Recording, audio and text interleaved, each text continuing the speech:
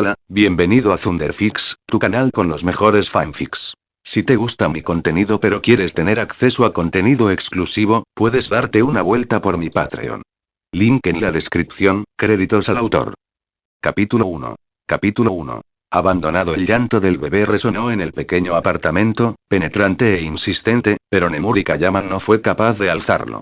Se quedó de pie en el umbral de la habitación que había alquilado con un nombre falso, mirando la cuna con una expresión entre la tristeza y el alivio. Su traje de heroína estaba cuidadosamente doblado en su maleta. Mañana estaría de vuelta en Japón, de vuelta a su vida, de vuelta a ser Midnight. Volvamos a fingir que esto nunca sucedió. Señorita Kayama. La voz de la mujer mayor resonó a sus espaldas, áspera e impaciente. Dijo que me lo dejaría a mi cargo. ¿Lo hacemos o no? Nemuri se giró para encarar a la mujer. La madre del hombre que había engendrado a su hijo había sido un encuentro fugaz durante una misión en el extranjero. Alguien a quien había conocido en una reunión de héroes de Gotham, alguien cuyo don había interactuado con el suyo de maneras que la llevaron a tomar malas decisiones y a tener peores consecuencias. Había desaparecido, un destino demasiado común para los héroes en esta ciudad maldita hoy en día, antes incluso de que ella se diera cuenta de que estaba embarazada. Localizó a su madre a través de investigadores privados, desesperada por encontrar una solución que no implicara que su prometedora carrera como heroína se viera destruida por un escándalo. La mujer que tenía delante rondaba los 50, con el pelo grisáceo recogido en un moño rígido y una mirada fría e inexpresiva. Vivía en uno de los muchos barrios decadentes de Gotham, en un apartamento con olor a humedad y colillas, en un edificio donde el ascensor no funcionaba y salir a la calle podía ser peligroso incluso de día. El dinero, dijo la mujer, extendiendo la mano. Usted prometió dinero. Nemuri metió la mano en su bolso y sacó un sobre repleto de billetes, dólares estadounidenses, más de los que realmente podía permitirse, pero que valía la pena para solucionar aquel problema. La mujer lo arrebató, lo contó con una eficiencia casi mecánica y asintió una sola vez. Bien. Déjenlo. Yo lo mantendré con vida. Para eso me están pagando, ¿no? ¿Para mantenerlo con vida? Nemuri sintió una opresión dolorosa en el pecho, pero la reprimió. Tenía 23 años, su carrera como heroína apenas comenzaba a despegar y había trabajado demasiado duro como para permitir que un error lo arruinara todo. Se lo había repetido 1000 veces en los últimos 9 meses. No podía criar a un hijo sola, no podía ser madre soltera y heroína, no podía dejar que su familia se enterara, no podía permitir que los medios descubrieran su vergüenza. El bebé, al que había llamado Suguro en el hospital, un nombre elegido a la ligera, sin pensarlo mucho, lloraba cada vez más fuerte. Su carita estaba roja y arrugada, y agitaba sus puñitos. Tenía su pelo oscuro, pero su rostro era idéntico al de su padre. Rasgos afilados que probablemente lo convertirían en un hombre guapo algún día, si sobrevivía a la infancia en ese lugar. ¿Tendrá algún don? Preguntó la abuela, mientras guardaba el sobre. Es un bebé. Es demasiado pronto para saberlo. Bueno, si lo hace, ya me ocuparé. Si no, es una lástima en una ciudad como esta. La mujer pasó junto a Nemuri, entró en el dormitorio y miró al bebé que lloraba sin mostrar emoción alguna. Vaya, qué ruidoso es el pequeño, ¿verdad? Nemuri quería decir algo, quería exigir que esa mujer tratara a su hijo con amabilidad, quería insistir en recibir noticias suyas con regularidad, quería establecer algún tipo de conexión que le permitiera saber cómo estaba. Pero sabía que las cosas no funcionaban así. Esto era un abandono, lisa y llanamente. Le estaba pagando a esa mujer para que se deshiciera de un problema y nunca volviera a mencionarlo, algo que un héroe jamás debería hacer. Debo irme, se oyó decir a sí misma Nemuri. Mi vuelo sale en 4 horas. La mujer mayor ni siquiera se giró. Pues vete. No te necesitamos aquí. Nemuri se quedó paralizada un instante más, mirando a su hijo, su pequeño hijo al que había llevado en su vientre durante 9 meses, al que había dado a luz sola en un hospital de Gotham bajo un nombre falso, al que ahora dejaba en manos de una mujer que claramente no tenía amor para dar. Memorizó su rostro. La forma en que se le arrugaba la nariz y tal llorar, la oscura pelusa de su cabeza, sus dedos increíblemente diminutos. Entonces se dio la vuelta y salió. Llegó a la calle antes de que las lágrimas brotaran, y se permitió llorar durante el trayecto en taxi al aeropuerto, pero para cuando embarcó en su vuelo de regreso a Japón, ya se había recompuesto. Al aterrizar en Tokio, había reprimido con fuerza aquel recuerdo, enterrando el último rincón de su mente. Al retomar su trabajo como heroína, se había convencido de que había tomado la decisión correcta. Medianoche fue un héroe. Los héroes toman decisiones difíciles. Los héroes se sacrifican por el bien común. Se lo repitió tantas veces que casi se lo creyó.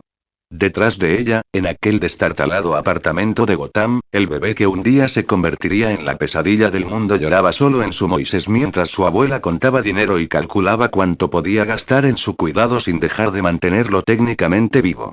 La ciudad de Gotham se extendía más allá de las ventanas mugrientas, un monumento a la crueldad humana y al fracaso institucional, donde la sociedad de héroes hacía tiempo que se había rendido. Era el lugar perfecto para que alguien se perdiera entre las grietas, creciera retorcido y roto, y aprendiera que el mundo era una pesadilla disfrazada de civilización. Era el lugar perfecto para crear un monstruo. 4 años después Suguro Crane aprendió muy pronto que llorar no servía de nada. Tenía 4 años, pequeño para su edad, sentado en un rincón del salón con las rodillas pegadas al pecho. Su abuela estaba en la cocina, dando portazos a los armarios y murmurando para sí misma sobre facturas, sobre dinero, sobre la carga de tener un hijo que nunca había deseado. Había aprendido a encogerse durante esos momentos, a desaparecer en el rincón como un fantasma, a apenas respirar. Inútil, repetía, con un tono que denotaba que se estaba preparando para algo peor que las palabras. Completamente inútil. 4 años ¿y para qué sirves? No puedes hacer nada, no puedes ayudar en nada, solo eres otra boca que alimentar. Suguro no respondió. Él también había aprendido eso. No replicar, no defenderse, no darle nada a lo que aferrarse. Sus ojos oscuros siguieron sus movimientos mientras ella salía de la cocina con una botella que, por experiencia, sabía que presagiaba malos augurios. Bebió directamente de ella, con el rostro contraído por la mueca. Y aún no muestra su peculiaridad, continuó, acercándose. Tiene 4 años. La mayoría de los niños ya muestran algo a estas alturas. Se detuvo frente a él, tambaleándose ligeramente. Suguro se arrinconó aún más, intentando hacerse invisible. Mírame cuando te hablo. Él alzó la vista lentamente, encontrándose con sus ojos. Estaban inyectados en sangre, furiosos, buscando un blanco para la decepción y la rabia que nada tenía que ver con él, pero que él soportaría de todos modos porque estaba allí, pequeño e impotente. Debí haberle dicho que no a esa mujer, dijo su abuela. Debí haberle dicho que se quedara con su bastardo o que lo tirara al puerto de Gotham. Me habría ahorrado 4 años de sufrimiento. La mente de Suguro, incluso a los 4 años, ya estaba aprendiendo a distanciarse de momentos como esos. Había descubierto que podía separarse de la experiencia. Su abuela levantó la mano y Suguro se estremeció. Otra lección aprendida a temprana edad. Pero antes de que pudiera golpearlo, algo sucedió.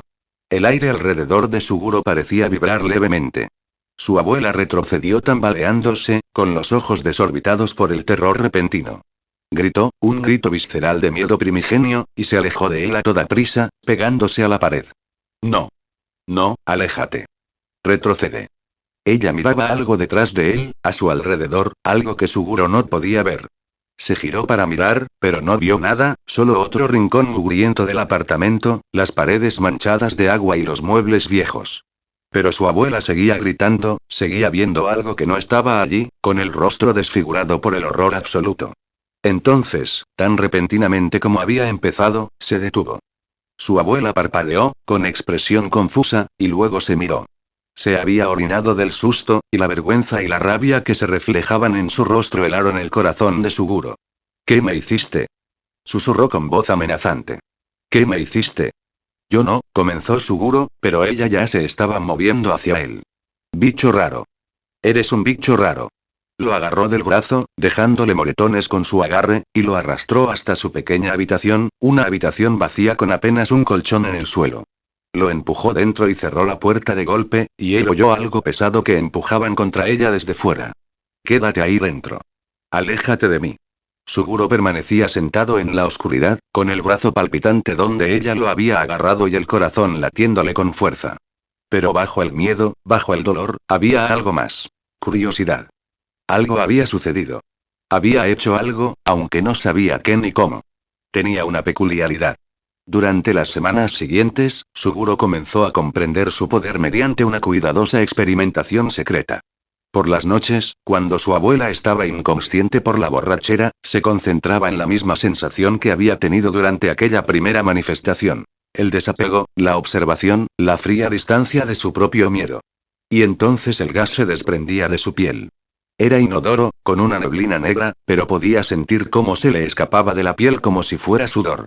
Lo probó con las cucarachas que infestaban el apartamento, observando cómo, de repente, se movían frenéticamente, sin rumbo, como si huyeran de amenazas que solo ellas podían percibir. Lo probó con las ratas del callejón detrás del edificio, observándolas atacarse entre sí o acobardarse ante el vacío. Era casi metódico al respecto, incluso a los 4 años. Tomaba nota mental de cuánto duraban los efectos, la intensidad de las reacciones y qué parecía provocar la producción del gas. Pronto se dio cuenta de que su estado emocional importaba. Cuanto más distante se sentía, más control tenía. Las emociones fuertes como el miedo o la ira lo producían involuntariamente, lo que explicaba aquel primer incidente con su abuela. No le contó nada de sus descubrimientos. Su instinto le decía que si ella supiera más sobre la verdadera naturaleza de su poder, las cosas no acabarían bien. Su abuela nunca mencionó directamente aquel incidente, pero ahora lo miraba de otra manera, con miedo mezclado con desprecio. Empezó a encerrarlo en su habitación con más frecuencia, dejándolo allí durante horas con apenas comida, como si mantenerlo encerrado pudiera protegerla de algún modo de lo que él fuera. A Suguro no le molestaba el aislamiento. En la oscuridad de su habitación, podía pensar. Podía planear. Podía experimentar con su don sin ser observado. Había robado una pequeña libreta de una tienda de conveniencia, ya que a su abuela ya no le importaba que saliera de casa, incluso a su corta edad y en una ciudad como Gotham, y en ella anotaba detalladamente observaciones sobre su poder. Entrada 1. El gas asusta a las cosas. No sé cómo. No sé por qué. Pero ven cosas que no están ahí. Entrada 2. Funciona con insectos, ratas y probablemente personas. La abuela vio algo que la asustó mucho. Hay que tener cuidado. Entrada 3. Puedo controlar cuando sucede si mantengo la calma. Es más difícil cuando estoy alterado. Practica mantener la calma. La última entrada fue quizás la más importante. Suguro se había dado cuenta de que su supervivencia dependía del control. Control sobre su don, control sobre sus emociones, control sobre sus reacciones ante el maltrato de su abuela. Así que practicó. Cuando ella lo golpeaba, cuando le gritaba y cuando lo encerraba, inconscientemente comenzó a entrenarse en el distanciamiento emocional. Para cuando cumplió 7 años, Suguro Crane ya había aprendido la lección más importante de su vida. Los sentimientos eran debilidad, y la debilidad era la muerte. Estaba construyendo los cimientos del monstruo en el que se convertiría, respiración a respiración, cuidadosamente controlada. Comentario 1. Comentario. Votar. Capítulo 2. Capítulo 2. Gotham no tiene finales felices. 7 años. La sucursal de West Narrows End de la biblioteca pública de Gotham se estaba cayendo a pedazos como todo lo demás en el vecindario, pero aún tenía libros, y los libros se habían convertido en la vía de escape de Suguro del apartamento que le servía de prisión. Descubrió la biblioteca por casualidad durante una de las raras ocasiones en que su abuela le había dicho que se fuera y dejara de arruinarle el día. Estaba borracha otra vez. Últimamente lo estaba casi todos los días, y lo había echado del apartamento con la orden de no volver hasta que oscureciera. Suguro, de 7 años, solo bajo la intensa lluvia de Gotham y empapado, vagó por las peligrosas calles hasta que encontró la fachada en ruinas de la biblioteca. Dentro, reinaba una tranquilidad nunca antes vista. La bibliotecaria, una anciana llamada señora Chen, que parecía ser una de las pocas empleadas que decidían mantener el lugar abierto, lo miró con esa lástima que había aprendido a reconocer y a odiar, pero le permitió quedarse. Incluso le indicó la sección infantil, aunque Suguro enseguida se decantó por los estantes de no ficción para adultos.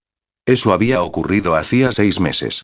Ahora, venía siempre que podía para escapar de aquel apartamento, y la señora Chen había dejado de intentar que leyera material apropiado para su edad. Se había dado cuenta de que el chico delgado y callado, con la mirada perdida, leía los textos complejos que sacaba de sus libros y los comprendía. Hoy, Suguro estaba sentado con las piernas cruzadas en el suelo de la sección de ciencias, rodeado de libros sobre química y la psicología del miedo. Había aprendido a leer a un nivel avanzado por pura necesidad, pero los libros eran sus únicos maestros, su única ventana al conocimiento que pudiera ayudarle a comprender su don y, lo que era más importante, a sobrevivir. Estaba absorto en la lectura de un libro sobre cómo el miedo puede cambiar el comportamiento cuando una sombra se proyectó sobre su página. Eso es lectura bastante avanzada para alguien de tu edad. Suguro alzó la vista y vio a una mujer de unos 30 años de pie frente a él. Vestía ropa que la delataba como ajena al barrio. Demasiado limpia, demasiado nueva y cara. La mujer tenía un rostro amable y a su lado estaba la que él supuso era su hija, una chica de su misma edad. Puedo entenderlo si eso es lo que te preguntas, dijo Suguro en voz baja, con voz plana e inexpresiva. Seguro que puede. La mujer se agachó a la altura de Suguro. Me llamo Alicia Webb. Soy profesora en la Universidad de Gotham. La señora Chen me habló de usted. Me dijo que hay un chico que viene aquí leyendo libros de texto universitarios. Tenía que comprobarlo por mí misma. Suguro no dijo nada, esperando. Los adultos que mostraban interés en él solían querer algo, y rara vez era algo bueno. ¿Cómo te llamas? Suguro. Bueno, Suguro, es un placer conocerte, y esta es mi hija Charlotte. Hizo un gesto a la niña que estaba de pie un poco detrás de su madre, mirando al niño. Hola, ahora bien, comenzó, ¿qué querría aprender un chico de los barrios bajos de un libro tan avanzado? Suguro consideró mentir, pero decidió que la verdad era más segura. Quiero entender cómo funciona mi peculiaridad. ¿Cómo puede afectar al pensamiento y al comportamiento? Es un interés sofisticado para un niño de 7 años. El Dr. Webb se acomodó más cómodamente en la mesa, pareciendo genuinamente curioso en lugar de condescendiente.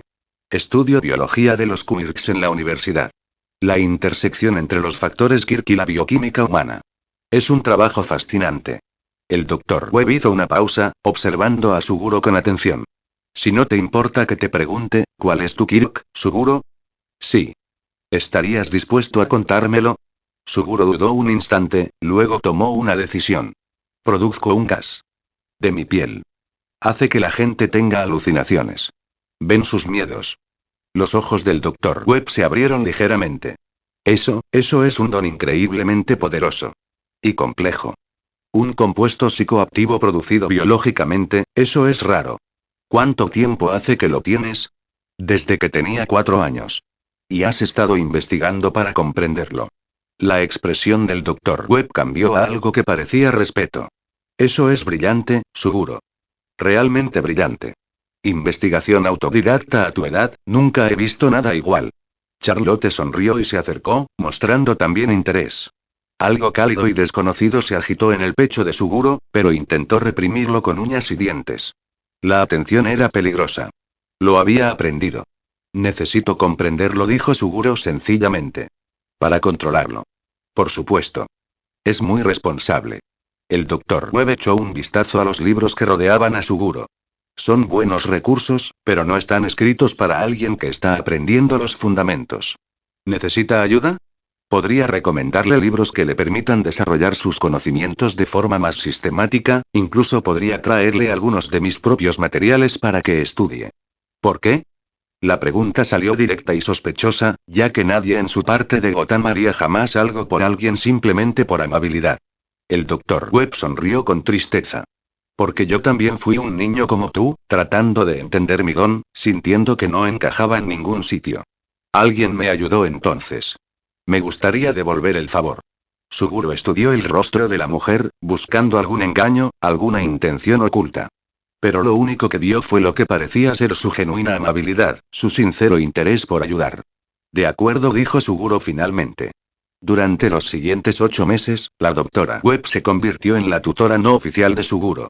Ella y su hija pasaban horas en la biblioteca con Suguro, explicándoles a él y a Charlotte conceptos complejos de una manera que una niña de 8 años pudiera comprender, respondiendo a sus preguntas sin condescendencia y tratándolos como estudiantes, no como niños. Suguro lo absorbió todo con una intensidad casi obsesiva. Aprendió sobre estructuras moleculares y reacciones químicas. Exploró el campo emergente de la biología de los quirks, comprendiendo cómo el factor Kirk se integraba con la genética humana para producir habilidades sobrehumanas. Y comenzó a comprender su propio poder. Incluso llegó a tener una amiga en Charlotte. Su peculiaridad, explicó el Dr. Webb, consistía en producir algún tipo de compuesto psicoactivo, probablemente similar a las drogas alucinógenas, pero que actuaba específicamente sobre los centros del cerebro encargados de procesar el miedo. El hecho de que pudiera producirlo a través de la piel sugería que su cuerpo se había adaptado a nivel celular, tratando el compuesto como si fuera sudor u otras secreciones.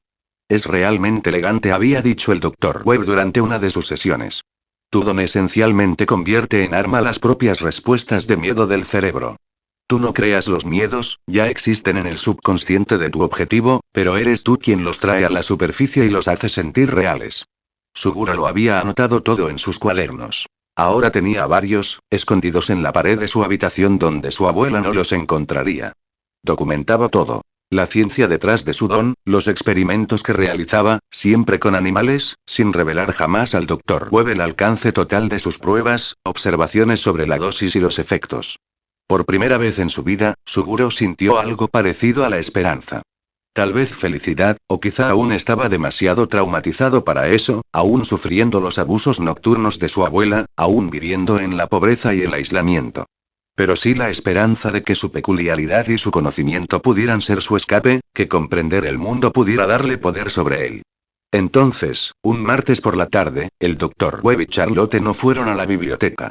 Salió y vio su coche calle abajo y a la doctora Webb inconsciente al lado. Corrió rápidamente hacia ella e intentó despertarla, y lo consiguió, pero miró frenéticamente a su alrededor preguntando dónde estaba Charlotte. Suguro no lo sabía, y los dos comenzaron a buscar por las calles y callejones hasta que vieron un cubo de basura con sangre goteando por los lados y cuando Webb fue a mirar, ella gritó, vomitó y tropezó hacia atrás, volcando el cubo, y Suguro vio a su amiga, lo único parecido a una amiga que había tenido jamás, hecho pedazos, esparcidos sobre el pavimento mojado del callejón, se quedó paralizado ante la escena, mirándola fijamente, y el ruido constante de las calles de Gotham, los trenes, los disparos lejanos, todo, incluso los llantos y gritos de Webb, comenzó a desvanecerse, y por primera vez en años una lágrima comenzó a rodar por su mejilla. Webb llamó a la policía, pero solo accedieron a acudir cuando ella se identificó. A regañadientes, enviaron una ambulancia y un equipo forense al lugar. Para Crane, las horas siguientes fueron como un borrón. Sentado en un banco cercano, contemplaba las bulliciosas calles de Gotham, con transeúntes que parecían indiferentes a otra escena del crimen, mientras Webb se despedía de él camino a la comisaría. Pasaron los días, luego las semanas, y cada día Suguro iba a la biblioteca con la esperanza de volver a ver a Webb y averiguar qué había sucedido. Casi un mes después, estaba sentado en la biblioteca. Suguro esperó, leyendo su libro de texto, mirando hacia la entrada cada vez que se abría la puerta. Pero el Dr. Webb nunca apareció. Finalmente, cansado de esperar, Suguro reunió el valor suficiente para preguntarle a la señora Chen si había tenido noticias suyas. El rostro de la bibliotecaria se ensombreció. Ay, cariño. Lo siento mucho. Pensé que lo sabías. La doctora Webb tuvo un accidente. Un choque de coche y no sobrevivió. Al principio, Suguro no asimiló las palabras. Simplemente la miró fijamente, su mente se negaba a aceptar la información. Habló muy bien de ti, continuó la señora Chen con dulzura. Dijo que eras la alumna más brillante que jamás había tenido y la amiga más cercana de la pequeña Charlotte. Te dejó algunas cosas. Libros, cuadernos y una carta que quería que tuvieras. Llevó a Suguro hasta su escritorio y sacó una caja. Dentro había libros de texto avanzados, material de laboratorio y una carta con el nombre de Suguro. Suguro tomó la caja con las manos entumecidas y la llevó a su lugar habitual. Abrió la carta con dedos temblorosos. Era la primera vez en meses que sentía algo con la suficiente intensidad como para manifestar síntomas físicos. Querido Suguro, si estás leyendo esto, significa que algo me ha pasado. Mi salud ha estado delicada últimamente después del fallecimiento de Charlotte, y quería asegurarme de que tuvieras todo lo necesario para continuar tus estudios. Tienes una mente extraordinaria, Suguro. En otro mundo, con otras circunstancias, podrías haber sido cualquier cosa. Investigador, médico, profesor. Desconozco las circunstancias en las que vives, pero he visto lo suficiente para intuir que no son buenas. He visto los moretones que intentas ocultar, cómo te sobresaltas ante movimientos bruscos, el hambre en tus ojos que no es solo de conocimiento. Ojalá pudiera hacer más por ti. Ojalá pudiera darte la infancia que mereces, la educación que deberías tener, la seguridad que todo niño necesita. Pero lo único que puedo ofrecerte es esto. El conocimiento es poder, y tienes la capacidad de adquirir más conocimiento del que la mayoría de la gente sueña. Úsalo. Sobrevive. Y algún día, quizás, prospera. Hagas lo que hagas, Suguro, espero que recuerdes que alguien vio tu potencial y creyó en ti con esperanza en tu futuro, doctora Alicia Webb. Suguro leyó la carta 3 veces, con el rostro inexpresivo y los ojos secos. Luego la dobló con cuidado, la colocó en el fondo de la caja y comenzó a examinar los libros y materiales que el Dr. Webb le había dejado. Algo en su interior, algo que podría haber dado lugar a calidez, a confianza, a un vínculo humano, se encogió y murió en ese instante. Los Web habían sido los únicos en su vida que le habían mostrado bondad sin esperar nada a cambio, y ahora ya no estaban. El universo le había enseñado a Suguro otra lección. Preocuparse por los demás era una vulnerabilidad, y la vulnerabilidad era la muerte. Y que necesitas ser tú quien lastime a los demás para que nunca tengas miedo ni dolor en el infierno en la tierra que era Gotham. Esa noche, en su habitación cerrada con llave, Suguro abrió sus cuadernos y comenzó a diseñar experimentos que habrían horrorizado al Dr. Webb. Si el conocimiento era poder, entonces Suguro lo perseguiría sin límites morales, sin restricciones éticas, sin la debilidad de la compasión.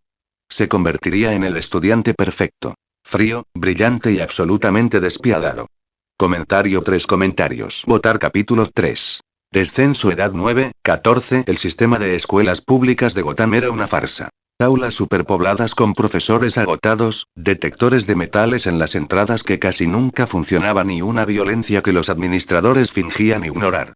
Suguro asistía a clase porque su ausencia podía llamar la atención de los servicios sociales, pero no aprendía nada que no hubiera aprendido ya por su cuenta años atrás.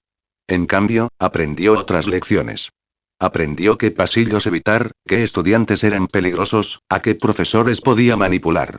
Aprendió a hacerse invisible no con su don, sino mediante una cuidadosa ingeniería social. Era el chico que nadie recordaba, al que nadie notaba, al que nadie le importaba. Era el camuflaje perfecto.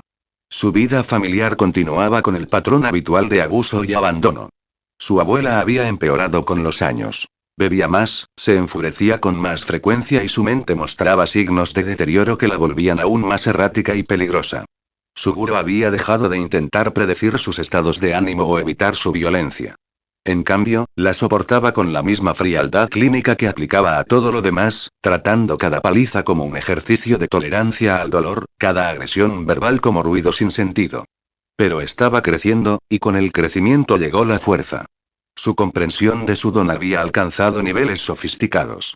Había pasado de la simple observación a la experimentación activa, utilizando los libros que el Dr. Webb le había dejado como guías para comprender la síntesis química y los procesos biológicos. Su habitación se había convertido en un laboratorio improvisado. Había robado material del laboratorio de química de la escuela. Vasos de precipitados, tubos de ensayo e instrumentos de medición básicos. Había conseguido productos químicos por diversos medios. Algunos robados de tiendas, otros comprados con dinero que había hurtado, y otros sintetizados a partir de productos domésticos. Era un trabajo rudimentario y peligroso, pero Suguro lo abordaba con la misma precisión metódica que aplicaba a todo lo demás. Los experimentos se realizaron con animales. Ratas que atrapaba en los callejones, gatos callejeros y palomas. Observó sus reacciones con documentación detallada, anotando variables, ajustando concentraciones y trazando la relación entre la dosis y el efecto. Entrada 457. La rata expuesta a la muestra concentrada muestra una respuesta de miedo inmediata. Intenta huir de la jaula a pesar de no haber ninguna amenaza visible. La respuesta dura aproximadamente 90 minutos antes de que el sujeto vuelva a su comportamiento normal. No se observan efectos duraderos aparentes. Entrada 458. Aumento de la concentración en un 30%. La rata observa pánico extremo y comportamiento autolesivo.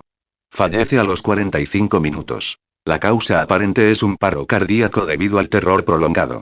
Es necesario determinar la dosis máxima no letal. Entrada 459. 3 ratas expuestas simultáneamente a una concentración moderada. Los sujetos se atacan entre sí, aparentemente percibiendo a sus compañeros de jaula como amenazas. Solo una sobrevivió con heridas. El miedo parece volverlas agresivas hacia cualquier cosa que esté cerca. A los 12 años, había logrado crear una versión líquida de su toxina del miedo. Si bien era rudimentaria e inestable, resultaba funcional. A los 13, la había perfeccionado lo suficiente como para controlar su duración e intensidad con bastante precisión. Lo probó una vez con el perro de un vecino, un animal feroz y sin adiestrar que lo había atacado varias veces. Echó unas gotas sobre un trozo de carne y lo dejó donde el perro pudiera encontrarlo. Los resultados fueron dramáticos. El perro enloqueció de terror, atacando hasta su propia sombra y huyendo de amenazas invisibles, hasta que su dueño llamó a control animal para que se lo llevaran. Suguro había observado desde su ventana con fría satisfacción. Aquello era poder, y aquella era el arma que lo protegería. Pero el acontecimiento más significativo de esos años ocurrió cuando Suguro tenía 14 años, en una noche de diciembre que cambiaría su trayectoria para siempre. Su abuela había estado peor que de costumbre esa semana, gritando sobre el dinero, sobre la carga de criar a un adolescente, sobre lo inútil y desagradecido que era Suguro. Había empezado a encerrarlo en su habitación durante fines de semana enteros, deslizándole una mínima cantidad de comida por debajo de la puerta, y afuera, furiosa y borracha, despotricaba sobre cómo deseaba no haberlo dejado nunca a su cargo. Suguro lo había soportado con su habitual indiferencia, aprovechando el aislamiento forzoso para trabajar en sus experimentos. Recientemente había logrado un avance significativo en la estabilización de su toxina líquida y estaba ansioso por probar la nueva formulación. Esa noche en particular, su abuela le abrió la puerta y le dijo que fuera a preparar café. Estaba recibiendo a una amiga, otra anciana del edificio que también bebía, y quería parecer una abuela decente que hacía que su nieto la ayudara con la hospitalidad. Suguro obedeció sin rechistar. Se movía por el apartamento como un fantasma, encendiendo la cafetera y preparando tazas. Su abuela y su amiga estaban en el salón, hablando a gritos de sus quejas y lamentos. La nueva formulación de su toxina líquida estaba en un vial en su bolsillo. Había planeado probarla en ratas esa misma noche. En cambio, al mirar la cafetera, se le ocurrió otra idea. ¿Qué ocurriría si lo probara en un sujeto humano? ¿Qué pasaría si ese sujeto humano fuera su abuela? La idea le asaltó con la misma curiosidad clínica que impulsaba todos sus experimentos. Ella lo había atormentado durante 14 años. Lo había golpeado, lo había dejado morir de hambre, lo había encerrado, le había recordado a diario que era inútil y que nadie lo quería. Era la conejillo de Indias perfecta. Nadie se preguntaría si sufría una crisis nerviosa, nadie investigaría demasiado, a nadie le importaría. Suguro estaba en la cocina, con el café burbujeando en la cafetera y el frasco en la mano. Había llegado a un punto decisivo y tomó su decisión con la misma fría lógica que aplicaba a todo lo demás.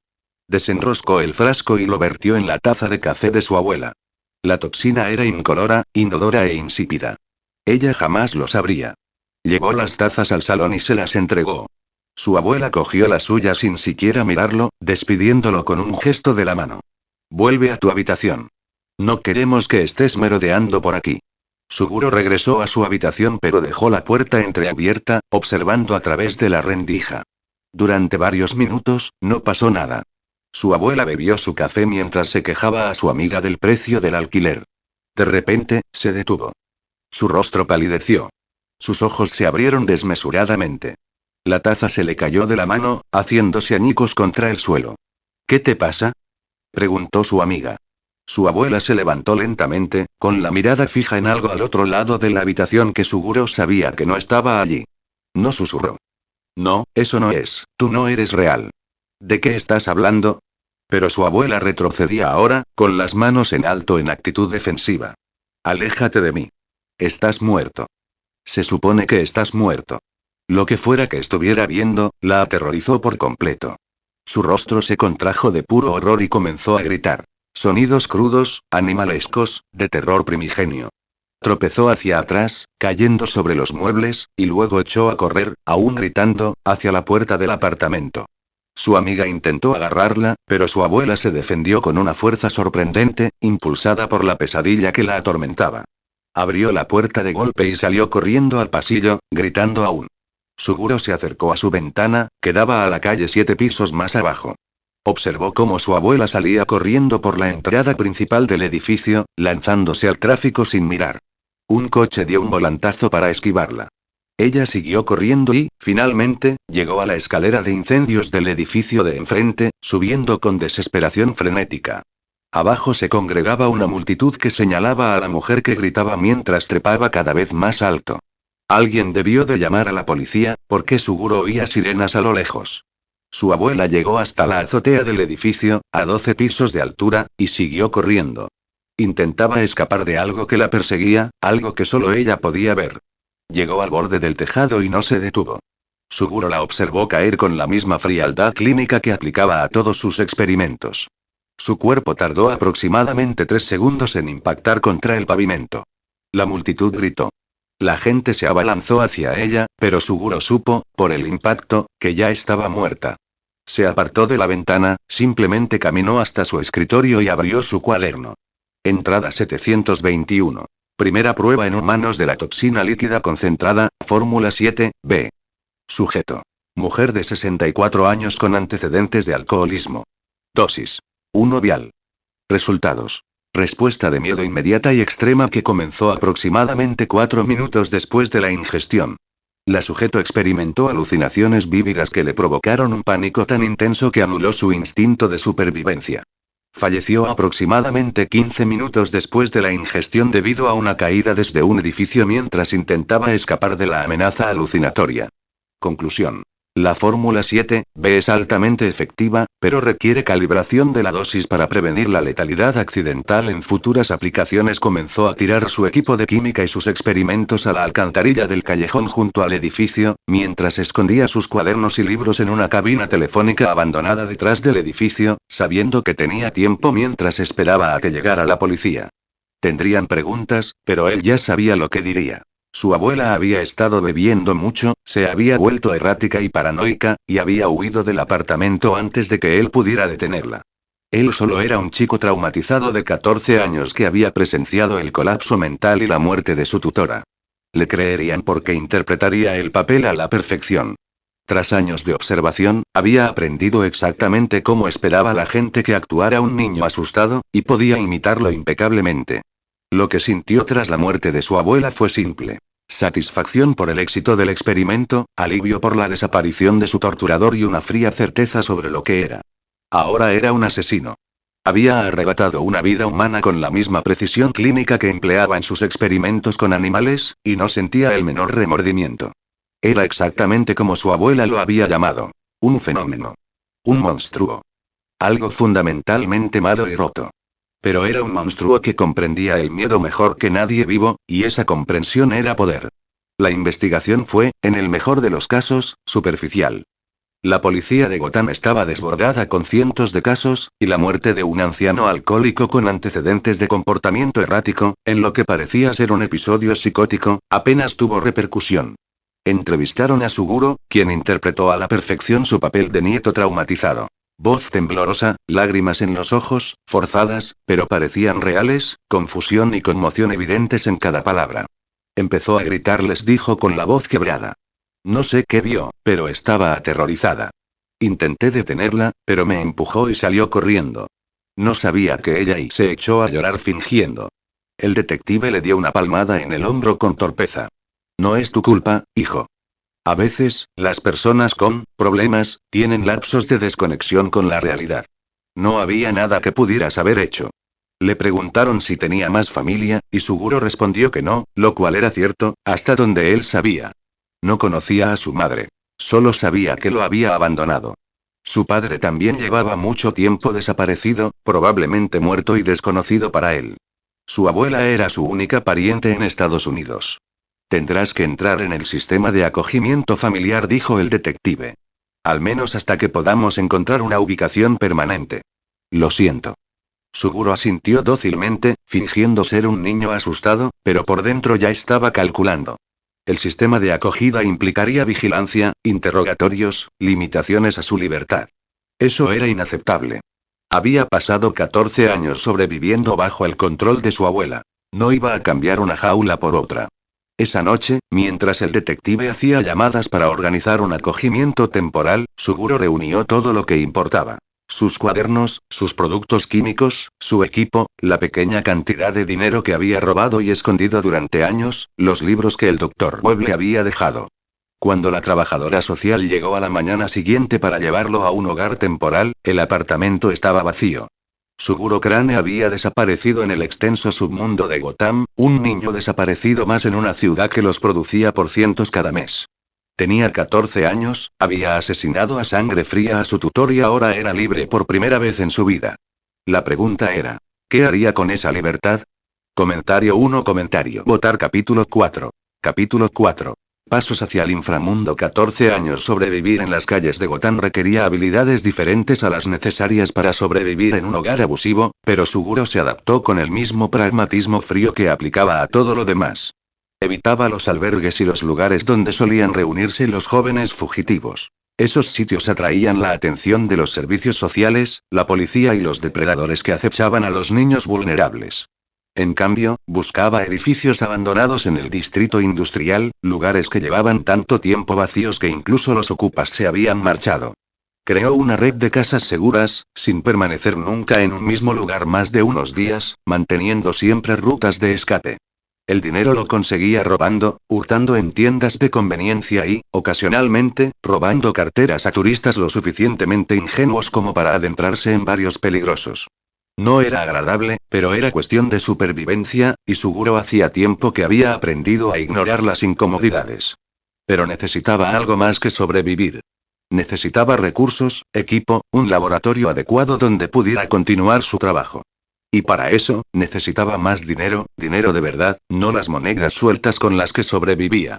Fue entonces cuando descubrió que el AMPA de Gotham tenía un mercado para productos exóticos, y su toxina del miedo era, en efecto, muy exótica. Su primera venta fue accidental. Suguro se encontraba en un almacén abandonado cuando se topó con dos hombres que cargaban mercancía robada en un camión. Lo vieron y, creyendo que era otro chico sin hogar, intentaron ahuyentarlo agresivamente. Suguro, acorralado y superado en número, liberó instintivamente su gas del miedo. Ambos hombres cayeron al suelo gritando en cuestión de segundos, arañándose la cara, huyendo de alucinaciones que solo ellos podían ver. Uno se estrelló contra una pared con tanta fuerza que perdió el conocimiento. El otro se acurrucó en posición fetal, sollozando. Suguro permaneció allí, observando, con el pulso apenas alterado, hasta que un tercer hombre salió del camión. Este era mayor, claramente el jefe, y observó la escena con un interés calculador en lugar de con temor. Chico, dijo el hombre con cautela, con las manos visibles pero sin amenazar. Vaya don que tienes. Eso lo has hecho tú.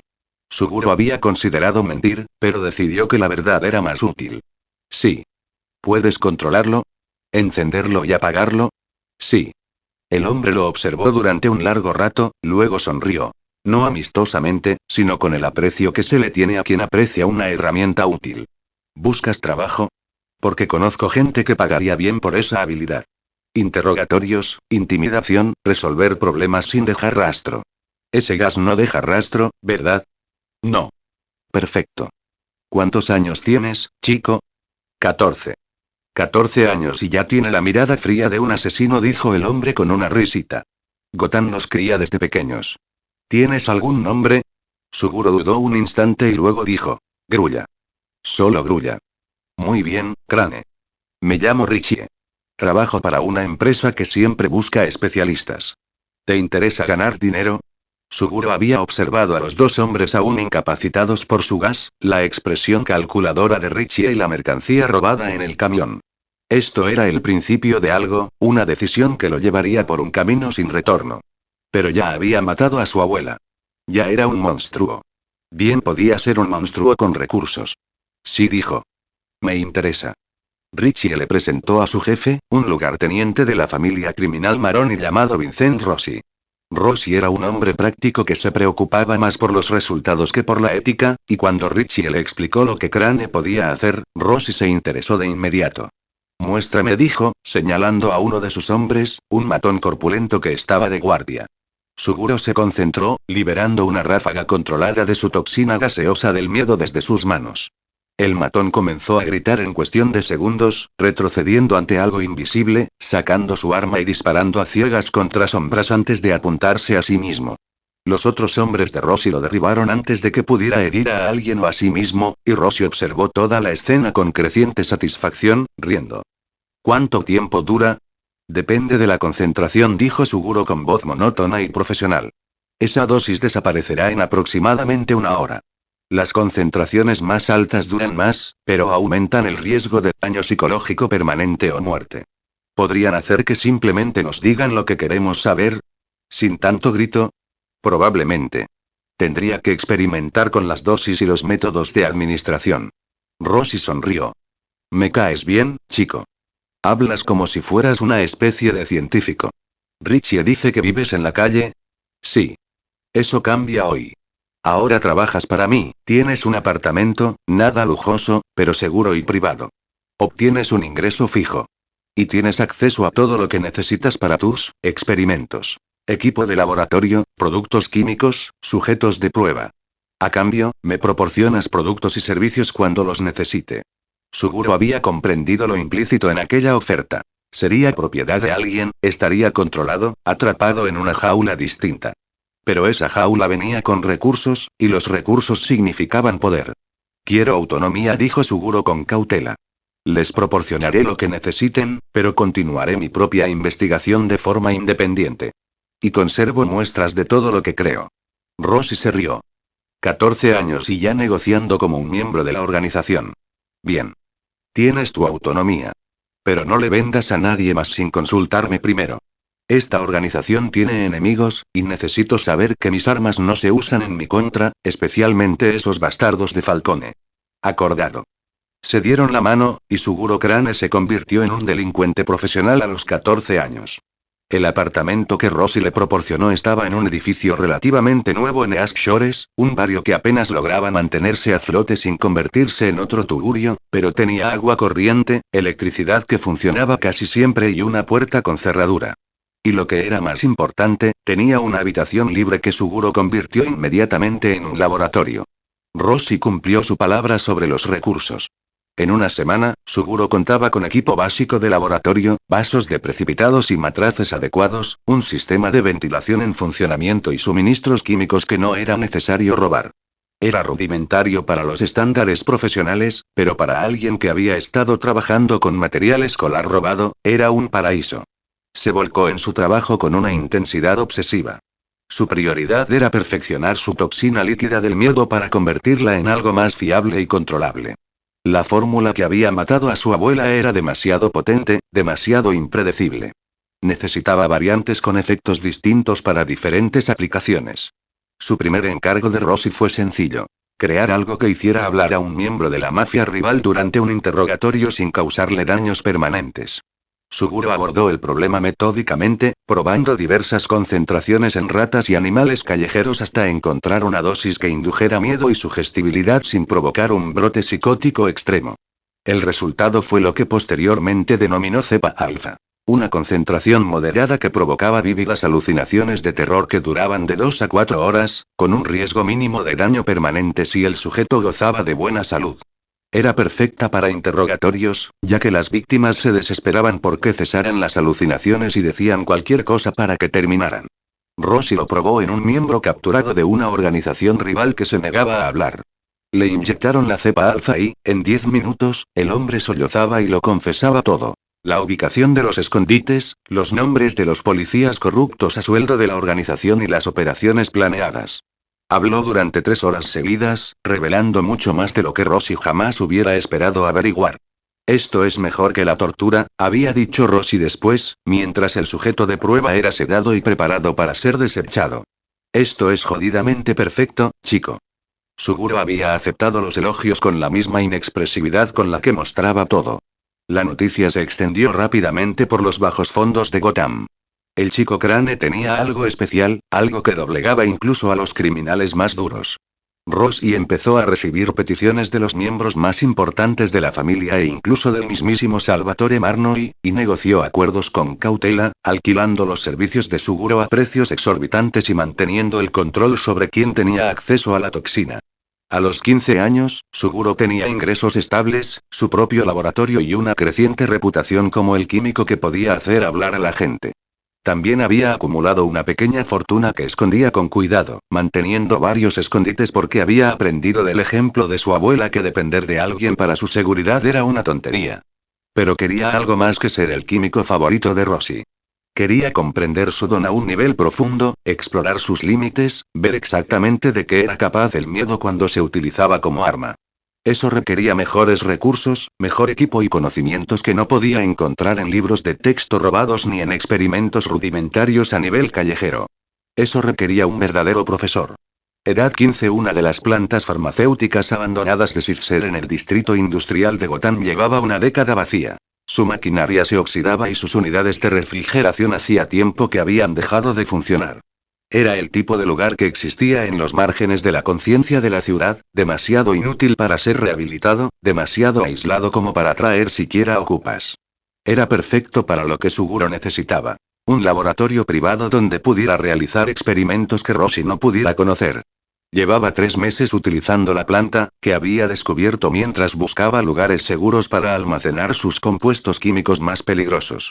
Había instalado un espacio de trabajo en uno de los antiguos laboratorios, donde instalaba y reparaba equipos que había adquirido por diversos medios. Algunos comprados con sus ganancias ilícitas, otros robados del Departamento de Química de la Universidad de Gotham y otros fabricados a medida con piezas recuperadas. Esa noche trabajaba en una nueva variante de su toxina del miedo, diseñada para la dispersión en área. El objetivo era una versión en aerosol que pudiera afectar a múltiples objetivos simultáneamente, útil para el control de multitudes o la defensa de territorio. Estaba profundamente concentrado, midiendo compuestos con sumo cuidado, cuando intuyó que no estaba solo. Pero no se dio la vuelta inmediatamente. Esa presencia se sentía diferente. Fría. Paciente. Peligrosa de una forma que le recordaba a sí mismo. Impresionante espacio de trabajo, dijo una voz desde las sombras, masculina, pausada, con una ligera distorsión mecánica. Impresionante trabajo, por cierto. Suguro se giró lentamente, con las manos listas para liberar la toxina. La figura que emergió de la oscuridad era impactante. Un hombre con un traje mecánico completo diseñado para mantener temperaturas bajo cero, con un casco abovedado que dejaba ver un rostro azul pálido tras unas gafas tintadas de rojo. Del traje emanaba escarcha en nubes visibles. Señor Frío, dijo Suguro con calma, reconociendo al villano por las noticias. Víctor Fries, el hombre que se había dedicado al crimen para financiar una investigación que salvara a su esposa moribunda. Está usted muy lejos de su territorio habitual. Voy donde suceden cosas interesantes, dijo Freeze, acercándose con cautela y la mirada fija en el laboratorio de Suguro. He oído rumores sobre un químico adolescente que trabaja para la familia Maroni. Alguien con un don que produce compuestos psicoactivos y la inteligencia para potenciarlos. Tenía que comprobarlo por mí mismo. ¿Por qué? Suguro mantuvo una postura neutral, sin amenazar pero alerta. Había luchado antes, no muchas veces y no muy bien, ya que su fuerza residía en su mente, no en su cuerpo, pero sabía que Freeze podría matarlo fácilmente si ese fuera su propósito. Porque sé reconocer el trabajo brillante pero indisciplinado cuando lo veo. Freeze señaló el laboratorio. Su montaje es ingenioso, su metodología es prometedora, pero están cometiendo errores. Errores peligrosos. Ese sistema de ventilación que han improvisado no es suficiente para los compuestos con los que trabajan. Sus procedimientos de almacenamiento generan riesgos de contaminación. Y su proceso de síntesis, aunque efectivo, es ineficiente en aspectos que podrían corregirse con la formación adecuada. Suguro sintió una extraña opresión en el pecho. Tardó un instante en identificarla como indignación. Soy autodidacta. Hago lo mejor que puedo con los recursos que tengo a mi alcance. Lo sé. Eso es lo que lo hace impresionante. Freeze se detuvo a unos metros de distancia, observando a Suguro con lo que podría haber sido respeto a través de sus gafas rojas. La mayoría de los químicos autodidactas de esta ciudad fabrican explosivos en sus sótanos. ¿Por qué te importa? Freeze guardó silencio un instante y luego dijo. Yo también fui autodidacta al principio. Brillante, pero sin estructura. Cometía errores peligrosos porque desconocía lo que desconocía. Tuve suerte. Sobreviví a mis errores el tiempo suficiente para recibir la formación adecuada. Muchos no lo consiguen. Prefiero no ver cómo se desperdicia el potencial por accidentes evitables. Eso es muy generoso. No creía que los villanos hicieran eso. No hago esto por un motivo puramente altruista. Soy pragmático. Si te inmolas por errores de principiante, el mundo pierde una mente potencialmente valiosa. Si sobrevives y sigues fabricando armas químicas sin la formación adecuada, acabarás creando algo que no podrás controlar y causando daños que atraerán demasiada atención a las operaciones químicas criminales de Gotham, lo que afectaría a mi propio trabajo. Freeze hizo una pausa y luego añadió. Y tal vez estoy cansado de ser el único científico competente en los bajos fondos de esta ciudad. Sería un alivio tener a alguien que entienda el trabajo. Suguro estudió detenidamente al anciano, buscando algún engaño o segundas intenciones. Pero lo único que vio fue un interés genuino, el mismo tipo de reconocimiento que el Dr. Webb le había mostrado años atrás. Alguien que comprendía quién era Suguro y lo valoraba en lugar de temerlo. ¿Qué propone usted? Tutoría. Te enseño metodología científica adecuada, química avanzada, seguridad en el laboratorio y, sobre todo, paciencia y disciplina. A cambio, ocasionalmente me ayudas con mi investigación y a conseguir los materiales que necesito.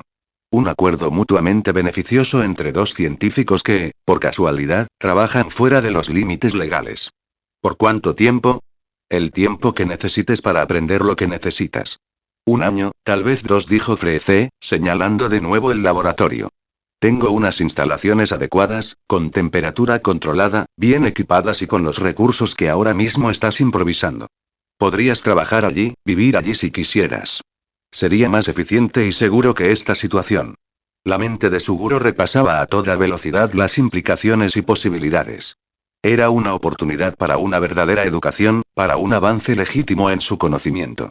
Pero también significaba confiar en alguien, depender de alguien, y potencialmente ser vulnerable a alguien que podía traicionarlo o controlarlo. Por otro lado, había llegado al límite de lo que podía aprender por sí mismo.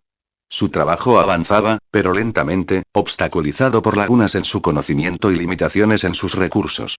Con alguien como Freeze enseñándole, mantengo mi autonomía sobre mi propia investigación, dijo Suguro finalmente. Te ayudaré con la tuya, pero mi trabajo sigue siendo mío.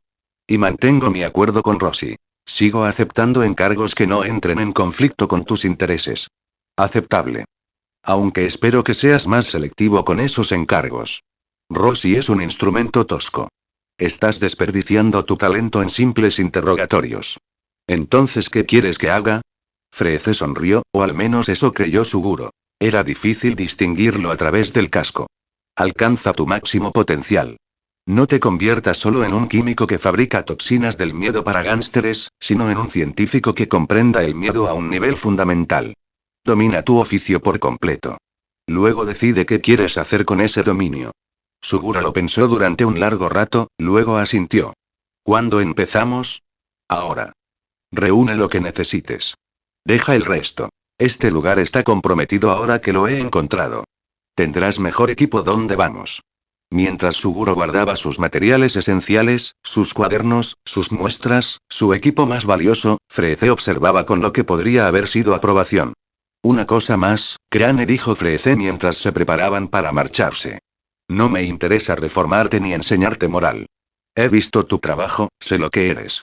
Eres un asesino sin remordimientos, una mente sin empatía. Algunos podrían intentar cambiar eso. Yo no. Pero te enseñaré que la ciencia sin disciplina es solo caos. Si vas a ser un monstruo, sé un monstruo metódico y preciso. ¿Entendido? Suguro le sostuvo la mirada, o al menos lo intentó, a través de las gafas rojas y dijo. Entendido. Comentario 1. Votar capítulo 5. El profesor Frío, edad 15, 17 años. El laboratorio que Víctor Fries había construido para sí mismo estaba oculto en el distrito comercial abandonado de la isla Andals, en Gotham.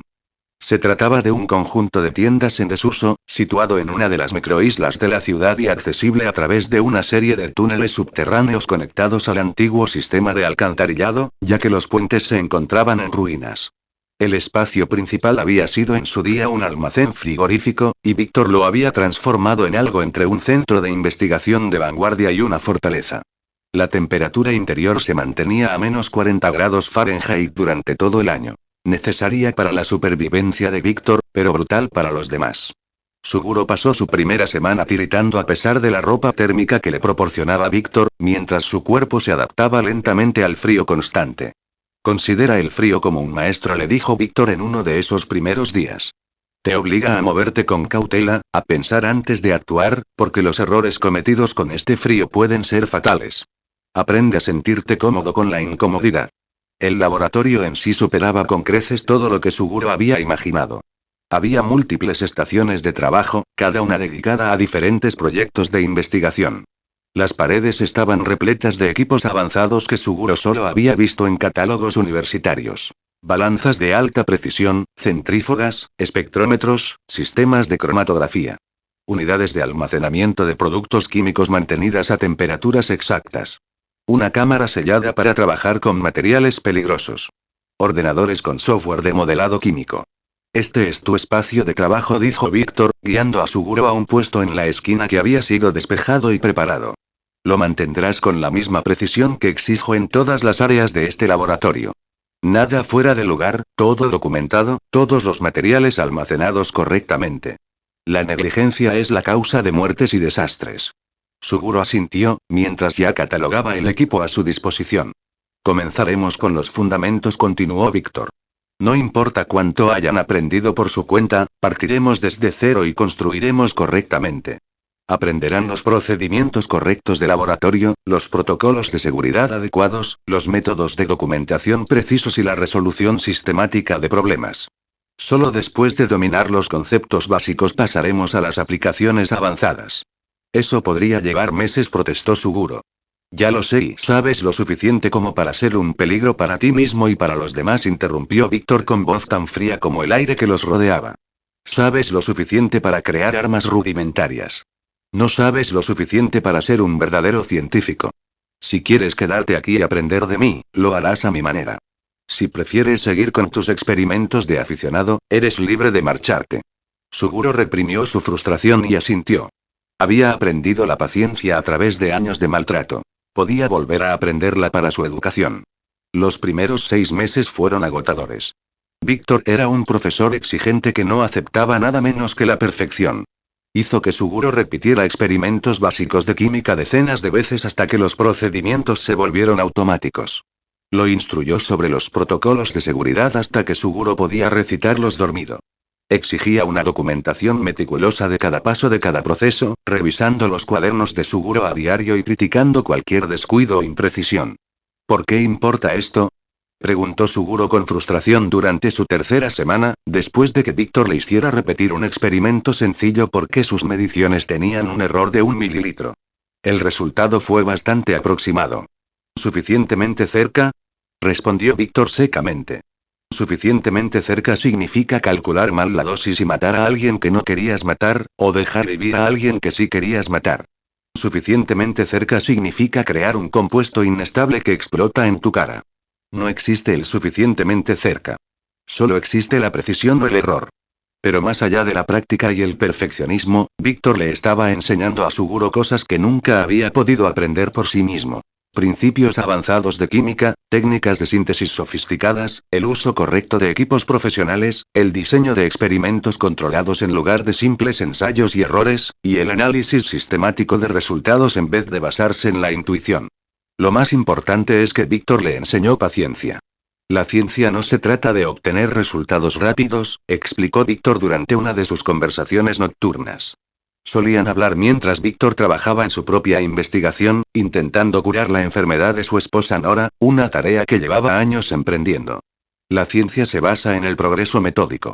Se formula una hipótesis, se diseña un experimento para comprobarla, se recopilan datos cuidadosamente, se analizan los resultados, se ajusta la hipótesis y se repite el proceso.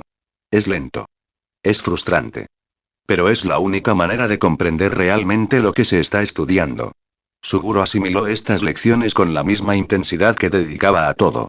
Aprendió a ir más despacio, a planificar los experimentos en lugar de precipitarse, a documentarlo todo con un detalle obsesivo. Sus cuadernos se convirtieron en modelos de precisión científica. Cada entrada contenía hipótesis, metodologías, tablas de datos, análisis y conclusiones. Un día, mientras revisaba la última serie experimental de Suguro sobre las distintas formulaciones de su toxina del miedo, Víctor notó el cambio. Esto sí es investigación de verdad, bien documentada. Así es como trabajan los científicos de verdad. Los elogios fueron mínimos, pero viniendo de Víctor, significaron todo. Pero Víctor no solo enseñaba química. Enseñaba habilidades prácticas de supervivencia para un científico criminal. Necesitas múltiples identidades, explicó Víctor. Documentación que resista un escrutinio moderado. Cuentas bancarias a nombre de diferentes personas. Casas seguras que nadie más conozca. Mantén siempre rutas de escape. Le enseñó a Suguro cómo adquirir materiales sin dejar rastro, cómo encubrir sus actividades, cómo identificar a agentes encubiertos y cómo estructurar las relaciones criminales para minimizar el riesgo de traición. Estas eran lecciones nacidas de los años de Víctor como fugitivo, y Suguro las asimiló con la misma atención metódica que dedicaba a la química. La diferencia entre un científico criminal exitoso y uno capturado radica en la preparación, dijo Víctor. Siempre da por sentado que alguien te está investigando. Siempre da por sentado que tus aliados te traicionarán si la oferta es la adecuada. Siempre ten planes de contingencia para cada eventualidad. Suguro también se enteró de la existencia de Nora, la esposa de Víctor, quien descansaba en una cámara criogénica en el santuario interior del laboratorio. Víctor la visitaba a diario, hablándole a su cuerpo inconsciente, prometiéndole que encontraría una cura y disculpándose por en qué se había convertido en su búsqueda. Ella es lo único que importa, le dijo Víctor a Suguro durante una de esas visitas. Todo lo que hago, los crímenes, la investigación, todo es para salvarla. Cuando encuentres algo que valores más que tu propia vida, lo entenderás. Suguro dudaba que alguna vez llegara de valorar tanto algo o a alguien. Su capacidad de apego se había extinguido hacía años. Pero comprendía el principio. Víctor tenía un propósito, y ese propósito le daba enfoque, dirección y fuerza. Era una lección que valía la pena recordar. Durante el segundo año de Suguro con Víctor, comenzaron a colaborar seriamente en su investigación sobre la toxina del miedo. Para entonces, Suguro ya dominaba los fundamentos y había avanzado hacia aplicaciones más complejas. Con la guía de Víctor y los recursos del laboratorio, logró aislar y analizar los compuestos exactos que producía su don, mapeando su estructura molecular con una precisión sin precedentes. Juntos, trabajaron para mejorar y expandir las habilidades naturales de Suguro. Identificaron los compuestos específicos que, al ser ingeridos por Suguro, podían amplificar y modificar los efectos de sus peculiaridades. Hasta el momento, la pareja había creado algunas variantes. La cepa alfa se perfeccionó hasta convertirse en la herramienta de interrogatorio perfecta. Duración predecible, intensidad controlable, riesgo mínimo de daño permanente. La cepa omega fue desarrollada para la destrucción psicológica total. Un inicio retardado que permite su despliegue antes de la detección, seguido de un miedo en cascada que se acumula hasta que la mente de la víctima queda completamente destrozada. La cepa epsilon era la variante sutil. Creaba paranoia e inquietud en lugar de alucinaciones manifiestas, perfecta para la guerra psicológica a largo plazo. También estaba Rea. La sobrina de Víctor, Rea Cerva, había vivido intermitentemente en el laboratorio desde niña. Tenía la misma edad que Suguro, era brillante por méritos propios y estudiaba criogenia y bioquímica para ayudar a su tío a salvar a Nora. Su don era similar al de Víctor, pero menos debilitante. Podía generar frío intenso, tenía una resistencia sobrehumana, necesitaba el frío para mantenerse sana, pero podía sobrevivir a temperaturas normales. Era hermosa de una forma sobrenatural. Cabello blanco como el hielo, piel azulada que se sentía fría al tacto, ojos que a veces se volvían literalmente escarchados cuando estaba enojada o emocionada. Vestía ropa práctica para el clima frío y observaba a Suguro con una intensidad que a él le resultaba incómoda. Está enamorada de ti, comentó Víctor casualmente un día. Intenta no romperle el corazón demasiado. Ya ha sufrido suficientes decepciones en su vida. Suguro no tenía ni idea de cómo responder a eso. Nunca había experimentado atracción romántica, nunca había sentido la atracción que otros describían. Pero Rea era persistente. Lo acompañaba al laboratorio durante su trabajo, haciéndole preguntas sobre su investigación, compartiendo sus propios hallazgos, construyendo poco a poco lo que ella creía que era amistad y él reconocía como una alianza estratégica. Era valiosa. Su conocimiento científico complementaba el de él, su don tenía aplicaciones que él podía aprovechar y su conexión con Víctor le brindaba seguridad. Cuando finalmente ella le confesó sus sentimientos durante su 17º año, Suguro respondió con su característica honestidad. No siento eso por nadie. No estoy seguro de poder hacerlo. Pero valoro tu trabajo y tu ayuda. Si puedes aceptarlo, podemos continuar como colegas. Ella había resultado herida, él lo notaba en su expresión, aunque no comprendía del todo el motivo, pero ella lo había aceptado. Se mantuvo leal a Víctor y, por extensión, a Suguro, canalizando sus sentimientos en dedicación a la investigación que compartían. Su transformación bajo la tutela de Víctor fue completa. Pasó de ser un aficionado talentoso a un verdadero experto y desarrolló variantes de su toxina que eran codiciadas por organizaciones de todo el AMPA de Gotham. Y lo que es más importante, había aprendido disciplina, paciencia, pensamiento sistemático, habilidades que transformaron su inteligencia en bruto en algo genuinamente peligroso. Ya has aprendido lo que necesitas, le dijo Víctor una noche. Estaban frente a la cámara criogénica de Nora, como solían hacer durante las conversaciones importantes. Ya estás listo para operar de forma independiente. Podrías quedarte aquí, me alegraría. O podrías irte, montar tu propia empresa, perseguir tus propios objetivos. La decisión es tuya. Suguro miró al hombre que había sido más parecido a un padre que nadie en su vida. ¿No quieres que me vaya? No. Pero quiero que elijas libremente. Te he enseñado a ser científico. Ahora tienes que decidir qué tipo de científico quieres ser. Suguro reflexionó sobre esto durante un largo rato, y luego dijo: quiero mi propia operación. Pero quiero mantener esta alianza. Me habéis dado más de lo que alguien como yo merece. La expresión de Víctor, generalmente tan controlada, se suavizó casi imperceptiblemente. Siempre eres bienvenido aquí, Suguro. Este laboratorio siempre estará a tu disposición, y puedes contar conmigo cuando me necesites. Ahora eres de la familia. No por lazos de sangre, sino por elección, que es lo que importa. Fue la mayor emoción que Suguro había visto en aquel hombre frío en 2 años, y algo se removió en su pecho que no pudo identificar del todo. Gracias, dijo Suguro, y lo decía con más sinceridad que casi cualquier otra cosa que hubiera dicho jamás. Comentario 0 comentarios. Votar capítulo 6. Capítulo 6. Surgencia, capítulo más corto, 17 años. Crane tenía ahora 17 años y dominaba la química a un nivel que rivalizaba con el de los mejores del mundo. Había aprendido de los mejores. Pasó 2 años con una de las mentes criminales más brillantes de Gotham. Ahora estaba listo para construir algo propio. Su ahora informal colaboración con Rosie se había mantenido durante su tiempo con Víctor, aunque Suguro era selectivo con los trabajos que aceptaba y Rosie accedía a regañadientes, ya que para llegar a su posición había que ser inteligente y crear un conflicto con Mr. Freeze era una gran estupidez, especialmente sin el permiso de Maroni. Había utilizado este acuerdo para acumular reservas de efectivo y establecer contactos en las redes criminales de Gotham. Ahora, sin embargo, era hora de dejar de ser un activo para Rosie y forjar su propio poder.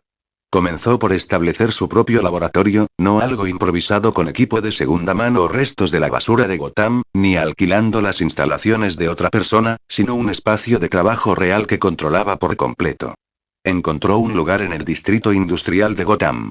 Una antigua planta química abandonada tras la quiebra de la empresa. El edificio era estructuralmente sólido, tenía ventilación y servicios básicos adecuados, y estaba lo suficientemente aislado como para que su trabajo no llamara la atención de inmediato, al menos por ahora. La compró a través de una empresa fantasma de Maroni, usando sus ahorros y una financiación ingeniosa gracias a sus contactos en las redes de blanqueo de dinero de Gotham. Luego pasó semanas acondicionándola correctamente. Instalando el equipo, creando un espacio de almacenamiento seguro y estableciendo varias rutas de escape. Las lecciones de Víctor sobre preparación estaban resultando invaluables. Una vez que el laboratorio estuvo operativo, Suguro comenzó a producir sus variantes de toxina en grandes cantidades. Había perfeccionado su proceso hasta el punto de poder crear grandes lotes de variantes de manera eficiente, y había desarrollado métodos de almacenamiento estables que prolongaban significativamente su vida útil. Su primera gran venta independiente fue a Bane, un hombre corpulento con un don temido que le permitía aumentar su fuerza rápidamente. Algunos en el AMPA teorizaban que podía enfrentarse al héroe japonés All Might. Bane era conocido por sus conexiones internacionales con su organización terrorista mercenaria / paramilitar, que lo siguió a Gotham desde su país natal. Necesitaba 50 viales de la cepa alfa para un cartel peruano con el que tenía vínculos, para usarla en interrogatorios. El pago sería en efectivo y armas, que Suguro aún no deseaba, pero sabía que no debía tentar a la suerte con un hombre como Bane, y que esas armas podrían ser útiles en el futuro. Así, el trato se cerró sin problemas, y Crane se aseguró de consolidar su reputación como proveedor confiable que entregaba exactamente lo prometido, sin complicaciones. La noticia se extendió rápidamente. Las toxinas de Suguro eran más efectivas que la tortura, no dejaban rastro físico y se podían conseguir a precios razonables si se tenían los contactos adecuados. En cuestión de meses, recibía solicitudes de familias mafiosas, grupos mercenarios, policías corruptos y diversas organizaciones criminales de Gotham y alrededores. Era selectivo con sus clientes, rechazando trabajos que pudieran generar demasiada controversia o que no se ajustaran a sus objetivos a largo plazo. Para cuando cumplió 17 años y medio, Suguro tenía un negocio próspero, una reputación en ascenso y más dinero del que jamás había imaginado.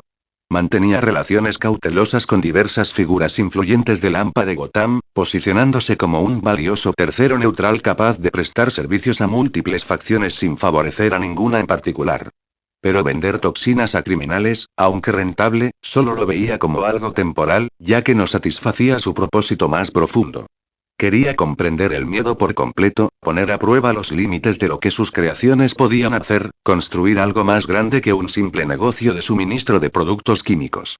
Quería ser algo más que un químico talentoso que trabajara para otros. Quería convertirse en el miedo mismo. Comentarios 0 comentarios. Votar capítulo 7. Capítulo 7. Construyendo un imperio 18 años alas de grulla, el nombre que Suguro eligió para su organización. Su primer reclutamiento tuvo lugar 3 meses después de abandonar Freece. Buscaba un posible almacén en una fábrica abandonada cuando se topó con un hombre, probablemente unos años mayor que él, realizando lo que podría describirse toscamente como una cirugía en el sótano del edificio. El hombre había estado operando a una víctima secuestrada, utilizando un don que le permitía realizar procedimientos médicos de una precisión imposible para modificar el cuerpo del sujeto de formas perturbadoras. Suguro había observado desde las sombras, analizando la obra con interés profesional. La habilidad quirúrgica era excepcional, las modificaciones sofisticadas, pero la aplicación era tosca, una tortura para el mero entretenimiento del hombre más que una experimentación con un propósito. Técnica impresionante, había dicho Suguro, saliendo a la luz. Desperdiciada en una crueldad sin sentido. El joven cirujano, William, según supo más tarde, se había dado la vuelta bruscamente, con el bisturí en alto en actitud defensiva. No estoy aquí para detenerte, continuó Suguro. Estoy aquí para ofrecerte algo más, algo que te brindaría protección, un propósito y todos los recursos, personas, que necesitas. La policía está a 3 cuadras y parece que alguien escuchó los gritos. Puedes huir ahora y seguir como fugitivo, siempre con miedo. O puedes unirte a mí, trabajar en un centro adecuado con el equipo apropiado y aplicar tus habilidades a algo que realmente importa. William había contemplado su obra a medio terminar, las sirenas que se acercaban, al espantapájaros que allí estaba, ofreciendo cosas imposibles. ¿Qué clase de cosas? Mejora biológica, modificación psicológica, creación de sujetos que cumplan funciones específicas y los monstruos que ansías crear, señalando a la víctima ahora deformada. Como dije, puedo proporcionarte todo lo que necesitas. Víctimas, equipo y protección. A cambio, tus habilidades se convierten en parte de mi visión. El procedimiento quirúrgico que William había estado realizando era una pesadilla de modificación corporal, que transformaba a un ser humano en algo apenas reconocible. Puedes terminar en mi laboratorio, dijo Suguro. Trae tu objeto de estudio, tus herramientas, todo lo que necesites. William aceptó y se convirtió en el primer miembro formal de las alas de Crane, aparte del propio Crane.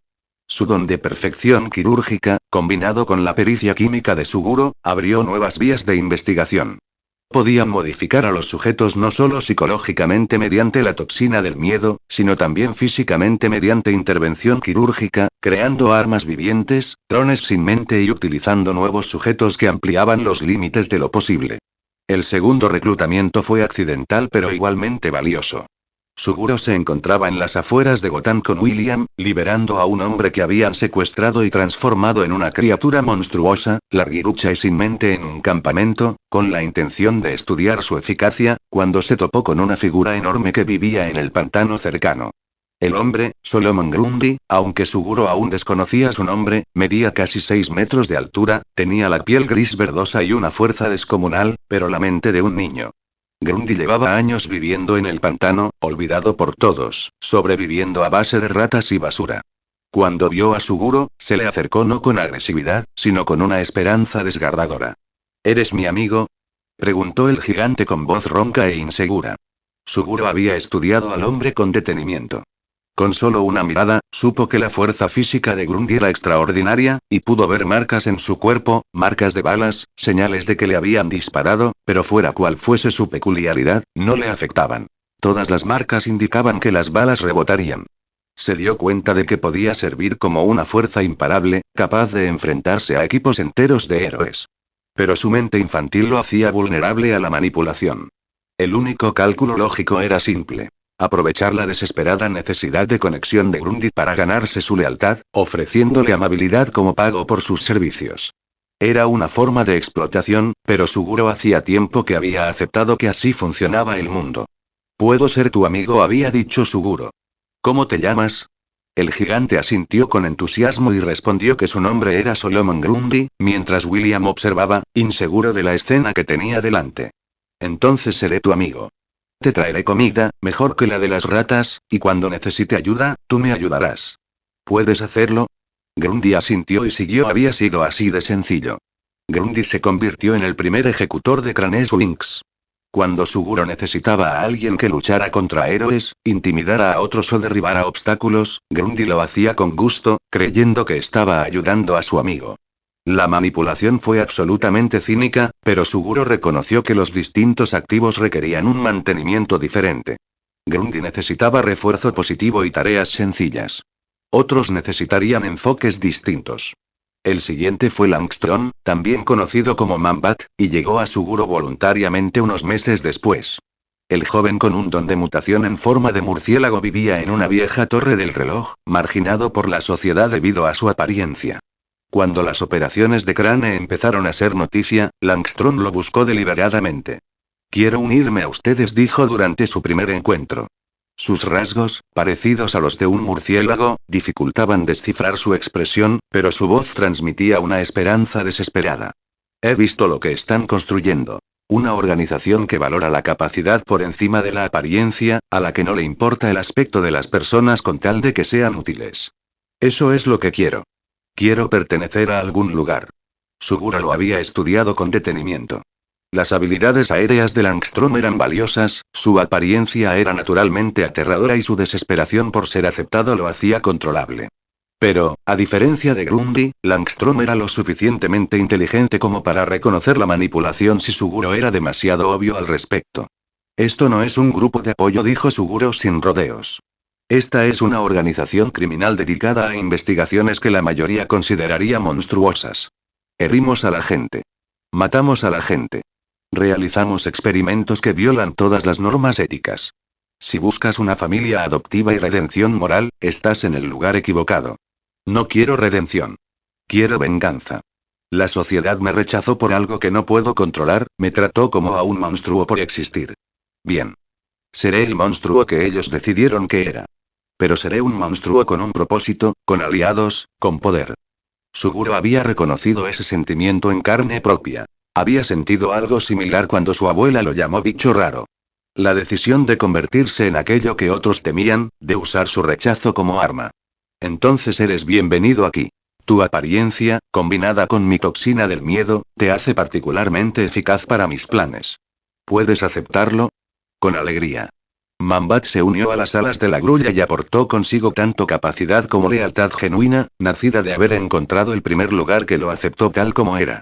Tal vez Langstrom inspiró a otro, tal vez fue pura coincidencia. Cameron Van Cleer también encontró a Suguro, y no al revés. A sus 23 años, Cameron había pasado años vagando por los bajos fondos de Gotham, trabajando como matón a sueldo para diversas operaciones, sin encontrar jamás nada que le diera un propósito. Su don le otorgaba características de polilla. Grandes alas capaces de volar durante largos periodos, ojos negros como la noche con una visión nocturna mejorada que le permitía operar en completa oscuridad, y la capacidad de producir una sustancia similar a la seda a partir de glándulas especializadas, increíblemente resistente y a prueba de fuego. Aparte de eso, tenía una apariencia humana normal. Las alas eran hermosas de una forma inquietante, con un patrón de tonos marrones y grises que parecían cambiar con la luz, y una envergadura de casi 4 metros cuando estaban completamente extendidas. Pero también lo delataban como heteromorfo, lo que le complicaba la vida civil.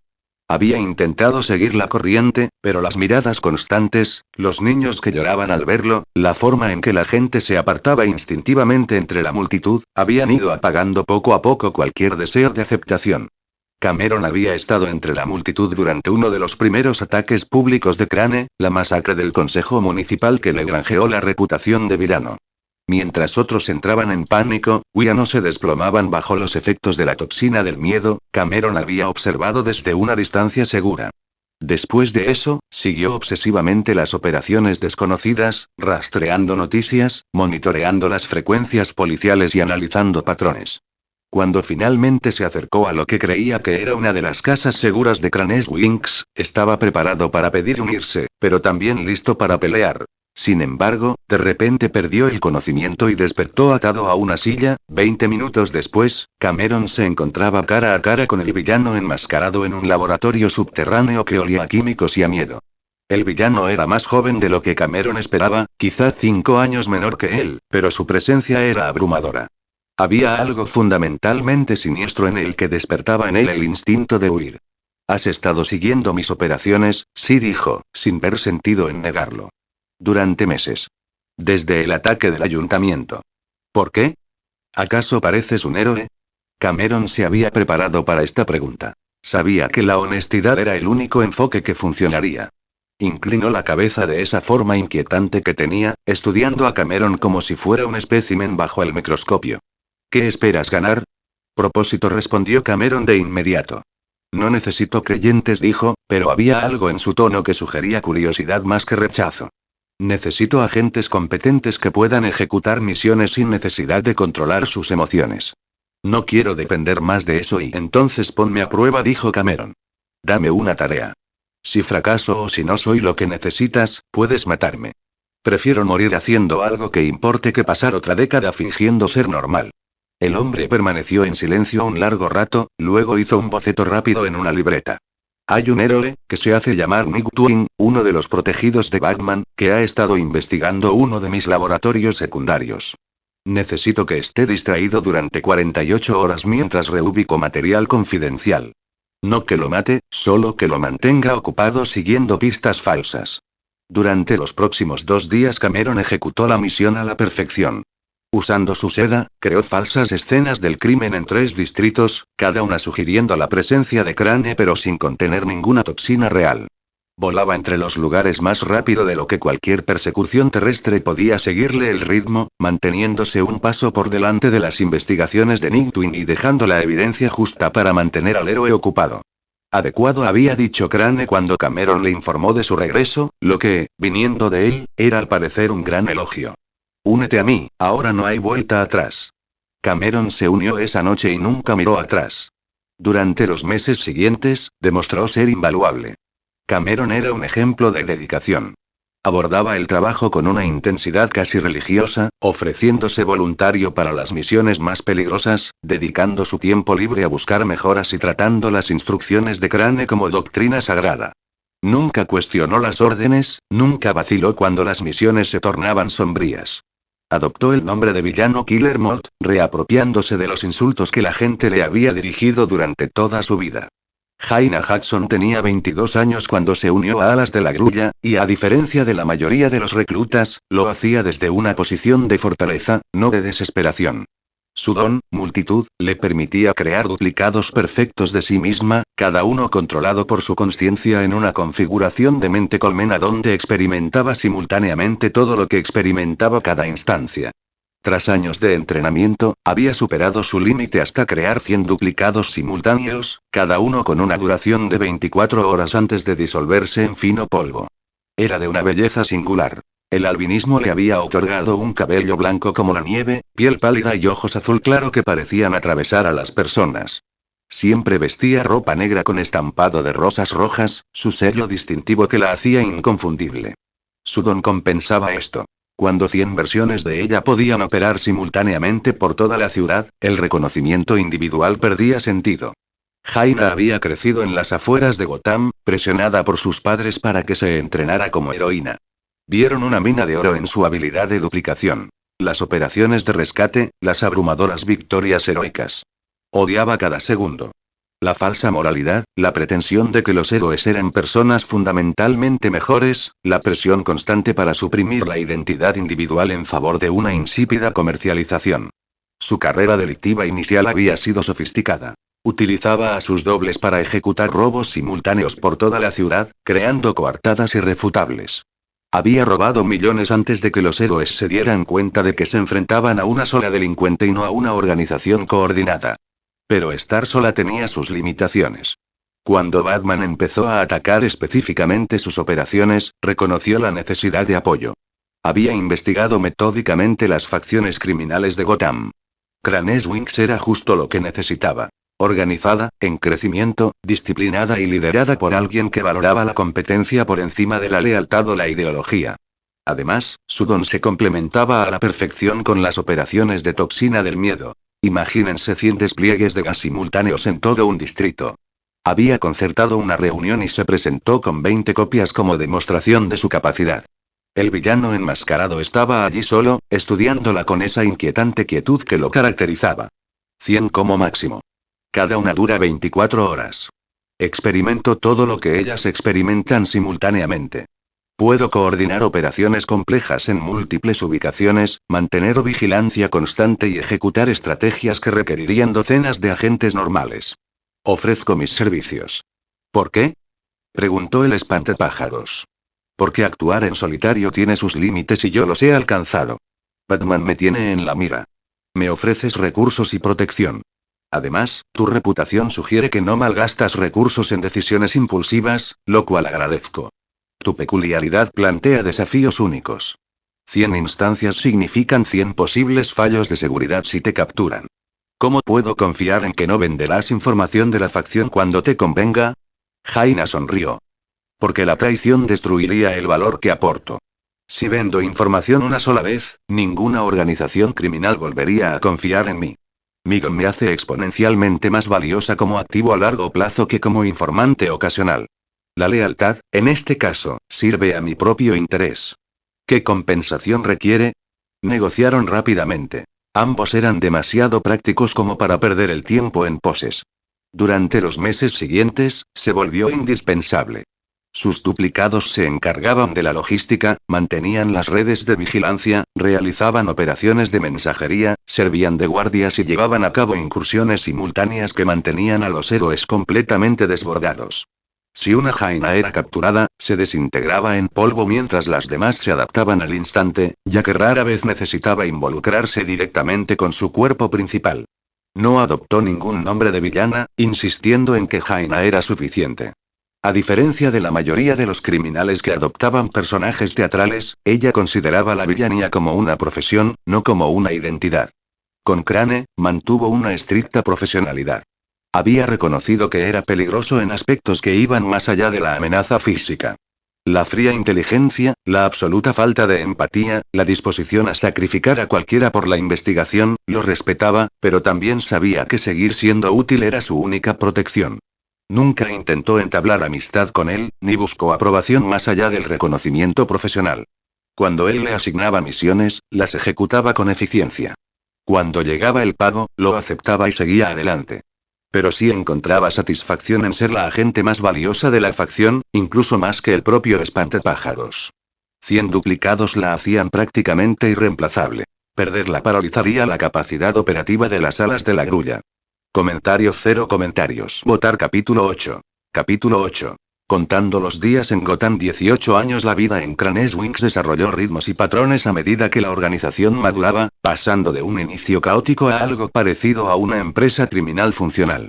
Suguro pasaba la mayor parte del tiempo en el laboratorio principal. El espacio estaba climatizado, bien iluminado y organizado con la misma meticulosa precisión que Víctor le había inculcado. Estanterías repletas de cientos de compuestos cuidadosamente etiquetados cubrían las paredes. Unidades de refrigeración mantenían a la temperatura adecuada los materiales sensibles y campanas extractoras procesaban los gases tóxicos que generaba y con los que trabajaba a diario. William trabajaba en el quirófano contiguo, separado del laboratorio de Suguro por muros reforzados y una pesada puerta de seguridad que amortiguaba el sonido, pero no lo eliminaba por completo. El cirujano solía operar a voluntarios. Criminales que habían traicionado a otras organizaciones y eran vendidos a Cranes Wings para experimentación, personas sin hogar cuya desaparición no se investigaba, o sujetos de prueba obtenidos mediante secuestro cuando se necesitaban características específicas. Los gritos provenientes de esa sección de las instalaciones eran tan constantes que Suguro apenas los notaba. Se habían convertido en ruido de fondo, como el zumbido de los sistemas de ventilación o los sonidos lejanos del tráfico de Gotham. De vez en cuando, cuando los gritos de un sujeto se volvían particularmente desesperados o prolongados, se daba cuenta por un instante, un breve destello de conciencia, de que en algún lugar cercano, un ser humano estaba experimentando una agonía inimaginable, y luego volvía a su trabajo. Entonces recordaba lo que había aprendido hacía tantos años. O eres quien inflige dolor o quien lo recibe, la única ley verdadera en Gotham y una vez, al principio, Jaina le preguntó, ¿no te molesta oír eso? No respondió con sinceridad. ¿Debería? Lo había estado observando durante un largo rato. Esos ojos pálidos tal vez veían más de lo que él pretendía revelar. Suspiro, no, supongo que no debería. Los demás miembros tenían sus propios espacios y horarios en las instalaciones. Jaina coordinaba las operaciones desde un centro de mando en el segundo piso, una antigua oficina que había convertido en un centro de vigilancia. Varios monitores mostraban las imágenes de las cámaras de seguridad de todo su territorio, equipos de comunicación la conectaban con sus duplicados dispersos y mapas detallados de Gotham cubrían las paredes con chinchetas que marcaban lugares de interés. Podía trabajar largas noches y días sin problema. La conexión con la mente colectiva le impedía descansar realmente, incluso cuando su forma principal dormía, pues docenas de duplicados seguían trabajando por toda la ciudad. Suguro le había preguntado una vez si la constante actividad mental la agotaba. ¿Te acostumbras?, respondió. Ahora, ser solo una persona se siente solitario. Como si me faltaran extremidades. Man-Bat y Killer Mod mantenían vigilancia aérea desde puntos elevados de todo el distrito circundante, descansando durante el día y realizando operaciones por la noche, como eliminar rivales, lanzar toxinas desde el cielo o secuestrar a aquellos que tuvieran la mala suerte de acercarse a la base. Habían desarrollado una alianza muy eficaz. También entrenaban juntos regularmente, practicando maniobras aéreas coordinadas, despliegues de toxinas y escenarios de combate contra héroes imaginarios.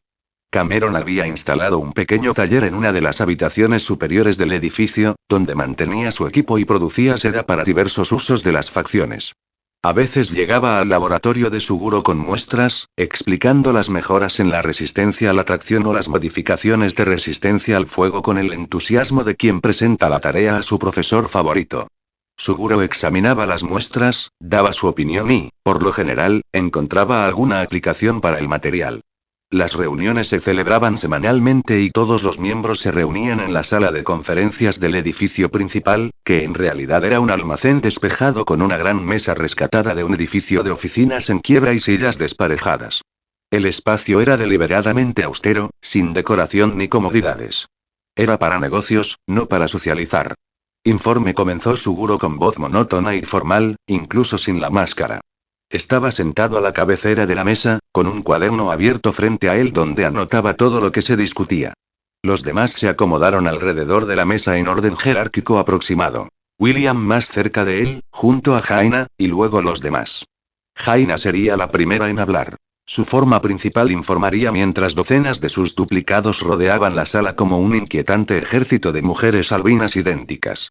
La inteligencia indica que Batman está investigando a nuestros proveedores de productos químicos. He enviado duplicados siguiendo a sus conocidos asociados. Aún no hay nada concluyente, pero está cada vez más cerca de identificar a nuestra fuente interna en la planta oeste de AC Chemicals. Recomiendo que diversifiquemos nuestros proveedores o que eliminemos a los actuales para borrar el rastro. De acuerdo. La diversificación es más segura que la eliminación. Eliminar proveedores solo confirma su importancia y centra la investigación. Suguro tomó nota. Man-Bat, resultados del reconocimiento aéreo. Langstrom desplegó sus alas, estirándolas inconscientemente, un hábito que tenía cuando pensaba o se sentía incómodo. La membrana coriácea reflejaba las luces del techo, proyectando extrañas sombras sobre la mesa. Los patrones de patrulla de los héroes están cambiando. Evitan nuestro territorio con más frecuencia. Parece que has construido este lugar en el sitio adecuado, y bueno, el nuevo plan del acertijo los tiene distraídos. Al oír ese nombre, Crane se estremeció. Siempre le irritaba ese idiota autodestructivo del acertijo. Pero hay mayor actividad en los muelles del norte. Parece que las operaciones de la mafia de Falcone se están expandiendo, lideradas por ese hombre mayor, Thorne, creo que se llama así. En fin, podría interferir con las rutas marítimas de Bane. Interesante. ¿Son conscientes del posible conflicto o se trata de una coincidencia accidental? Es difícil decirlo. Podría ser que los Falcone estén poniendo a prueba a Bane para ver si defenderá la zona o negociará, o podría tratarse de una expansión genuina sin considerar las implicaciones. He observado una mayor presencia de seguridad en ambos bandos, más guardias, armamento más pesado. Vigilen e informen sobre cualquier enfrentamiento directo. Si entran en guerra, se nos presentarán oportunidades. Suguro hizo otra anotación. William, resultados experimentales. William se inclinó hacia adelante, con las manos de cirujano entrelazadas sobre la mesa en una parodia de consulta profesional. Sus ojos tenían esa mirada distante que siempre le ponían al hablar de su trabajo, ausente del todo, con la mente ya visualizando la siguiente incisión, la siguiente modificación. El último grupo de sujetos modificados es prometedor. Mayor fuerza y tolerancia al dolor, funciones cognitivas superiores reducidas, lo que los hace más sumisos. La tasa de supervivencia sigue siendo baja, alrededor del 40%, pero los que sobreviven son extraordinariamente eficaces como esclavos sin voluntad propia. Y lo que es más importante, estoy perfeccionando técnicas que podrían aplicarse a sujetos voluntarios. Mi investigación me permitirá mejorarnos a todos con el tiempo. Sonrió, mostrando demasiados dientes, con un toque maníaco en la expresión. Jaina se movió ligeramente, y sus duplicados imitaron el movimiento en perfecta sincronización. Parecía un poco perturbada, aún sin acostumbrarse del todo a las conversaciones despreocupadas de William sobre el despiece de seres humanos, a pesar de los meses de exposición. ¿Qué está causando las muertes?, preguntó Suguro, ignorando las grandilocuentes afirmaciones de William sobre las mejoras. El cirujano tenía tendencia a la exageración cuando se entusiasmaba con los resultados. El principal motivo es el rechazo de las modificaciones. El organismo combate los cambios a nivel celular, mediante respuestas inmunitarias, infecciones y choques sistémicos. Es un proceso delicado. Si la dosis es excesiva, mueren. Si es insuficiente, también. Estoy experimentando con algunos compuestos nuevos derivados de Kirk procedentes del extranjero que podrían mejorar la compatibilidad, pero aún es muy variable. Continúa la investigación. Necesitamos procedimientos de aumento fiables si queremos expandir nuestras capacidades más allá de nuestras peculiaridades naturales. Suguro hizo una pausa, reflexionando sobre sus siguientes palabras. Sin mencionar la cantidad de recursos que te he asignado. Recursos que podrían destinarse a otros fines si los resultados no mejoran. La amenaza era sutil pero clara. La sonrisa de William se desvaneció ligeramente, y su mirada se agudizó al reconocer la advertencia. Entendido. Daré prioridad al perfeccionamiento sobre la experimentación. Resultados en 2 meses. Bien, dijo Suguro, dando por terminado el asunto. Amenazas lanzadas, mensaje recibido, no hacía falta insistir. Desde fuera, estas reuniones parecían un encuentro profesional y distante de psicópatas y criminales que discutían cómo empeorar el mundo con la misma eficiencia despreocupada con la que un consejo de administración podría discutir los beneficios trimestrales. Pero hubo momentos, breves, en los que surgió algo parecido a la camaradería a pesar de la cuidadosa distancia emocional de Suguro. Las largas noches en el laboratorio, con Suguro trabajando en la síntesis de toxinas mientras Jaina coordinaba las actividades de sus duplicados desde el otro lado de la habitación. El espacio permanecía en silencio, salvo por el suave burbujeo de las reacciones químicas, el tecleo de su teclado y el ocasional roce de su bolígrafo sobre los cuadernos. Un silencio cómodo, interrumpido de vez en cuando por preguntas prácticas. ¿Y ese qué es?, preguntaba, señalando un vaso de precipitados que contenía un líquido amarillo pálido. Variante de la cepa teta. Intento crear una versión de mi peculiaridad que desencadene paranoia colectiva, donde todos experimenten el mismo miedo en lugar de una paranoia personalizada. Escuchaba con atención, haciendo preguntas de vez en cuando que revelaban que había asimilado las explicaciones anteriores y que estaba ampliando ese conocimiento. Le recordaba a su época de mentor con Víctor, esa rara satisfacción de ser comprendido por alguien que apreciaba el trabajo en sí mismo, y no solo sus aplicaciones. Es lo único que se me ha dado bien, respondió, con más sinceridad de la que pretendía. El cansancio a veces le hacía perder el control.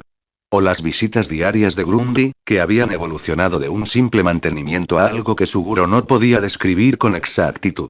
El gigante le traía cosas que había encontrado durante sus paseos por los alrededores de las instalaciones. Rocas interesantes, flores marchitas, e incluso una vez una paloma muy desorientada que, de alguna manera, había sobrevivido al trato amable pero torpe de Grundy. Amigo. Grundy ha encontrado un tesoro. El gigante entraba pesadamente en el laboratorio con el premio que había descubierto, presentándolo con un orgullo tan sincero que desestimar el gesto parecía innecesariamente cruel. Gracias, Grundy. Esta es, una roca muy bonita. Encontré a Grundy para mi amigo. Es brillante. El gigante sonreía radiante, su enorme rostro transformado por la genuina alegría de haber complacido a alguien que le importaba. Es brillante. Lo dejaré en mi escritorio. Y así fue. Una pequeña colección de los regalos de Grundy se fue acumulando en su taller. Una piedra de río lisa. Un trozo de cristal roto que reflejaba la luz de forma interesante. Un engranaje oxidado de alguna maquinaria centenaria.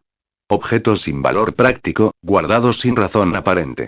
O Langstrom, quien a veces se posaba cerca de Suguro durante las operaciones nocturnas, cuando ambos realizaban pruebas con la toxina del miedo en las masas. Los dos se encontraban en la azotea de un edificio. Crane observaba su trabajo desde el balcón, mientras Langstrom se colgaba del borde, plegando sus alas sobre sí mismo. Existían en un cómodo silencio. Langstrom comprendía que no era necesario llenar el silencio con conversaciones triviales, ni buscar validación emocional o consuelo. Simplemente apreciar la cercanía de alguien que lo aceptara tal como era. Nunca intentó que Suguro hablara de sentimientos ni forzar un vínculo mediante una camaradería artificial. Simplemente compartía el mismo espacio, haciendo algún comentario ocasional sobre sus observaciones, para luego volver al silencio. A Suguro le recordó su tiempo con Víctor, esa misma coexistencia cómoda donde bastaba con estar presente, donde la comprensión no requería una constante afirmación verbal. Langstrom había sido rechazado por la sociedad por su apariencia, había intentado integrarse en la vida normal y había quedado destrozado por el fracaso constante. Comprendía el aislamiento, comprendía ser fundamentalmente diferente de maneras que hacían casi imposible una conexión genuina. ¿Lo echas de menos alguna vez? Preguntó Langstrom una vez, ya entrada la noche, después de que ambos llevaran más de 24 horas despiertos. ¿Estar rodeado de gente que no sabe quién eres? ¿Fingir ser normal? Suguro había reflexionado seriamente sobre la pregunta. No. Fingir es agotador. Esto es más fácil. Sí, dijo Langstrom, moviendo las alas y crujiendo suavemente la membrana de cuero. Esto es más fácil. No dijeron nada más aquella noche, pero algo había cambiado, un reconocimiento de una experiencia compartida, de un entendimiento mutuo que ninguno de los dos podía articular, pero que ambos reconocían. No era amistad. Suguro no entendía bien la amistad. Pero era algo. No, aquello no eran amistades, se recordó Suguro en los escasos momentos de introspección. Las amistades requerían una inversión emocional de la que no era capaz, una vulnerabilidad que había eliminado sistemáticamente, un afecto recíproco que iba más allá del beneficio mutuo. Eran relaciones profesionales. Jaina era una valiosa colega que, además, tenía la inteligencia suficiente para mantener una conversación interesante. Grundy era un miembro leal del equipo. Langstrom era un agente útil que, por casualidad, compartía experiencias similares de aislamiento. Cameron era un seguidor entregado cuyo entusiasmo resultaba motivador en lugar de molesto. William era un especialista eficaz cuya falta de empatía, casualmente, era un reflejo de la suya propia. Durante las largas noches en su laboratorio, cuando reinaba el silencio y él se encontraba a solas con sus pensamientos y su investigación, le resultaba más fácil creer que la alternativa. Que, en algún punto del proceso de creación de Cranes Winx, había creado accidentalmente algo parecido a la familia que nunca tuvo. Que esas personas heridas que habían encontrado un propósito en su organización también podrían haber encontrado algo más. Que él podría haberlo encontrado con ellas. Apartó ese pensamiento y volvió a su trabajo. Los compuestos químicos no requerían análisis emocional. La toxina licuada en el vaso de precipitados frente a él estaba casi lista para ser analizada. Documentaría los resultados, perfeccionaría la fórmula y seguiría adelante con su investigación. Eso era lo que importaba. El resto, los momentos de conexión, los destellos de algo que podría llamarse afecto, no eran más que ruido en los datos. Irrelevantes para sus objetivos reales. Eso es lo que se decía a sí mismo, al menos. Y si ya no lo creía del todo, bueno. Eso era algo que podía analizar más tarde. O nunca. Preferiblemente nunca. Comentario 0 comentarios. Votar capítulo 9. La chica del bosque 18 años. La noticia que lo cambió todo apareció en los monitores de Suguro durante una noche rutinaria de revisión de investigaciones. Última hora desde la reserva forestal de Gotham. Un incidente con múltiples víctimas está relacionado con lo que las autoridades denominan un villano que controla la planta. Decenas de trabajadores de Industrias Daggett fueron hallados muertos en circunstancias brutales, y debido a la indignación personal del presidente Roland Daggett, se está llevando a cabo una gran operación de rescate. La atención de Suguro se agudizó. Un villano que controlaba plantas era inusual, los quirks botánicos eran raros, y aquellos lo suficientemente poderosos como para matar a tanta gente eran aún más raros. Abrió varias fuentes de noticias, recopilando información. Las víctimas habían muerto a causa de plantas, empaladas por raíces de árboles, envenenadas con toxinas, y en un caso, literalmente devoradas por una planta carnívora descomunal. La brutalidad extrema sugería rabia más que un asesinato a sangre fría, y el hecho de que el asesino permaneciera en el lugar para enfrentarse a los héroes indicaba estupidez o desesperación. Luego, las noticias mostraron imágenes desde un helicóptero, temblorosas, lejanas, pero suficientemente nítidas. Una chica pelirroja de piel verdosa, probablemente de su edad, rodeada de vegetación agresiva, luchaba contra 5 héroes a la vez. Los árboles se doblegaban a su voluntad, las lianas azotaban como látigos, y el bosque mismo parecía atacar a los héroes. Estaba perdiendo, superada por la superioridad numérica y la falta de experiencia, pero su fuerza era extraordinaria. Incluso con la mala calidad de la grabación, Suguro pudo ver su potencial. Jaina llamó. ¿Estás vigilando esto? Una de sus duplicantes apareció a su lado. ¿El incidente del bosque? Sí. Parece que hay un nuevo jugador. ¿Por qué? Esa chica posee uno de los quirks más poderosos que he visto jamás. Control botánico a esa escala, con esa precisión, ¿entiendes lo que podría ser en las manos adecuadas? Jaina estudió la grabación y respondió con sarcasmo. ¿Te refieres a tus manos?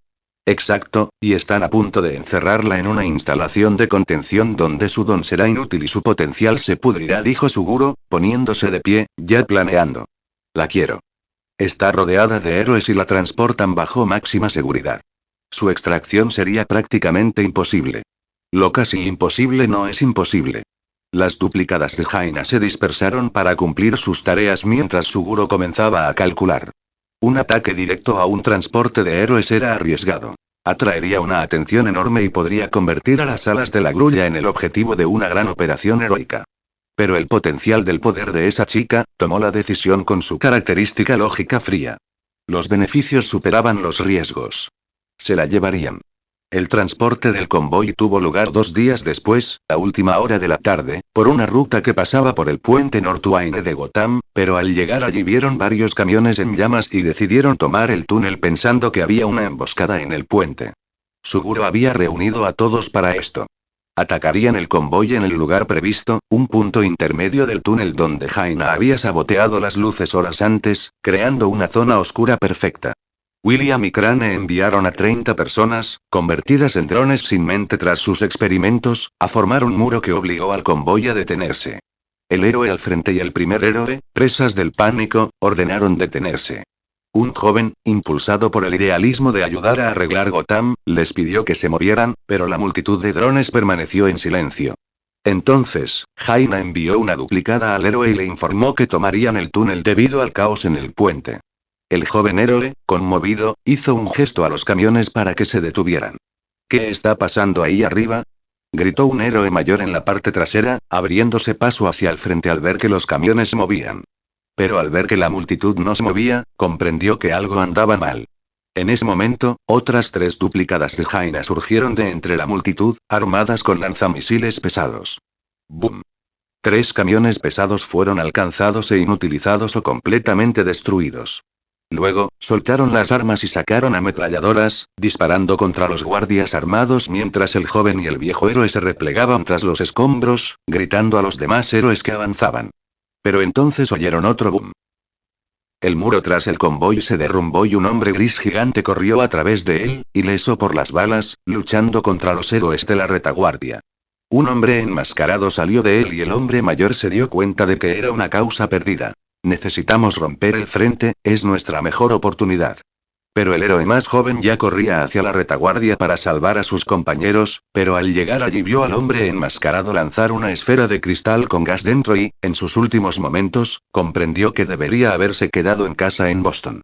La bomba modificada por Crane, hecha con sus peculiaridades, gas y explosivos, creó una gran explosión de gas e hizo una señal a Grundy para que se pusiera a su lado, inundando la zona con gas del miedo. La respuesta de los héroes y los guardias supervivientes fue inmediata. Cualquiera que quedara atrapado en la nube química que se expandía se desplomó y comenzó a experimentar pesadillas personalizadas. Un héroe capaz de generar ráfagas de energía comenzó a disparar alocadamente contra alucinaciones, hiriendo a sus compañeros. Otra, con fuerza sobrehumana, huyó presa del pánico, pasando junto a Crane y Grundy, de algo que solo ella podía ver. William, con una máscara de gas, le disparó por la espalda con un sedante, excitado ante la idea de usar a los héroes supervivientes para sus propios fines. El joven héroe se desplomó, acurrucado en posición fetal, rodeado de monstruos de fuego que lo paralizaban de terror.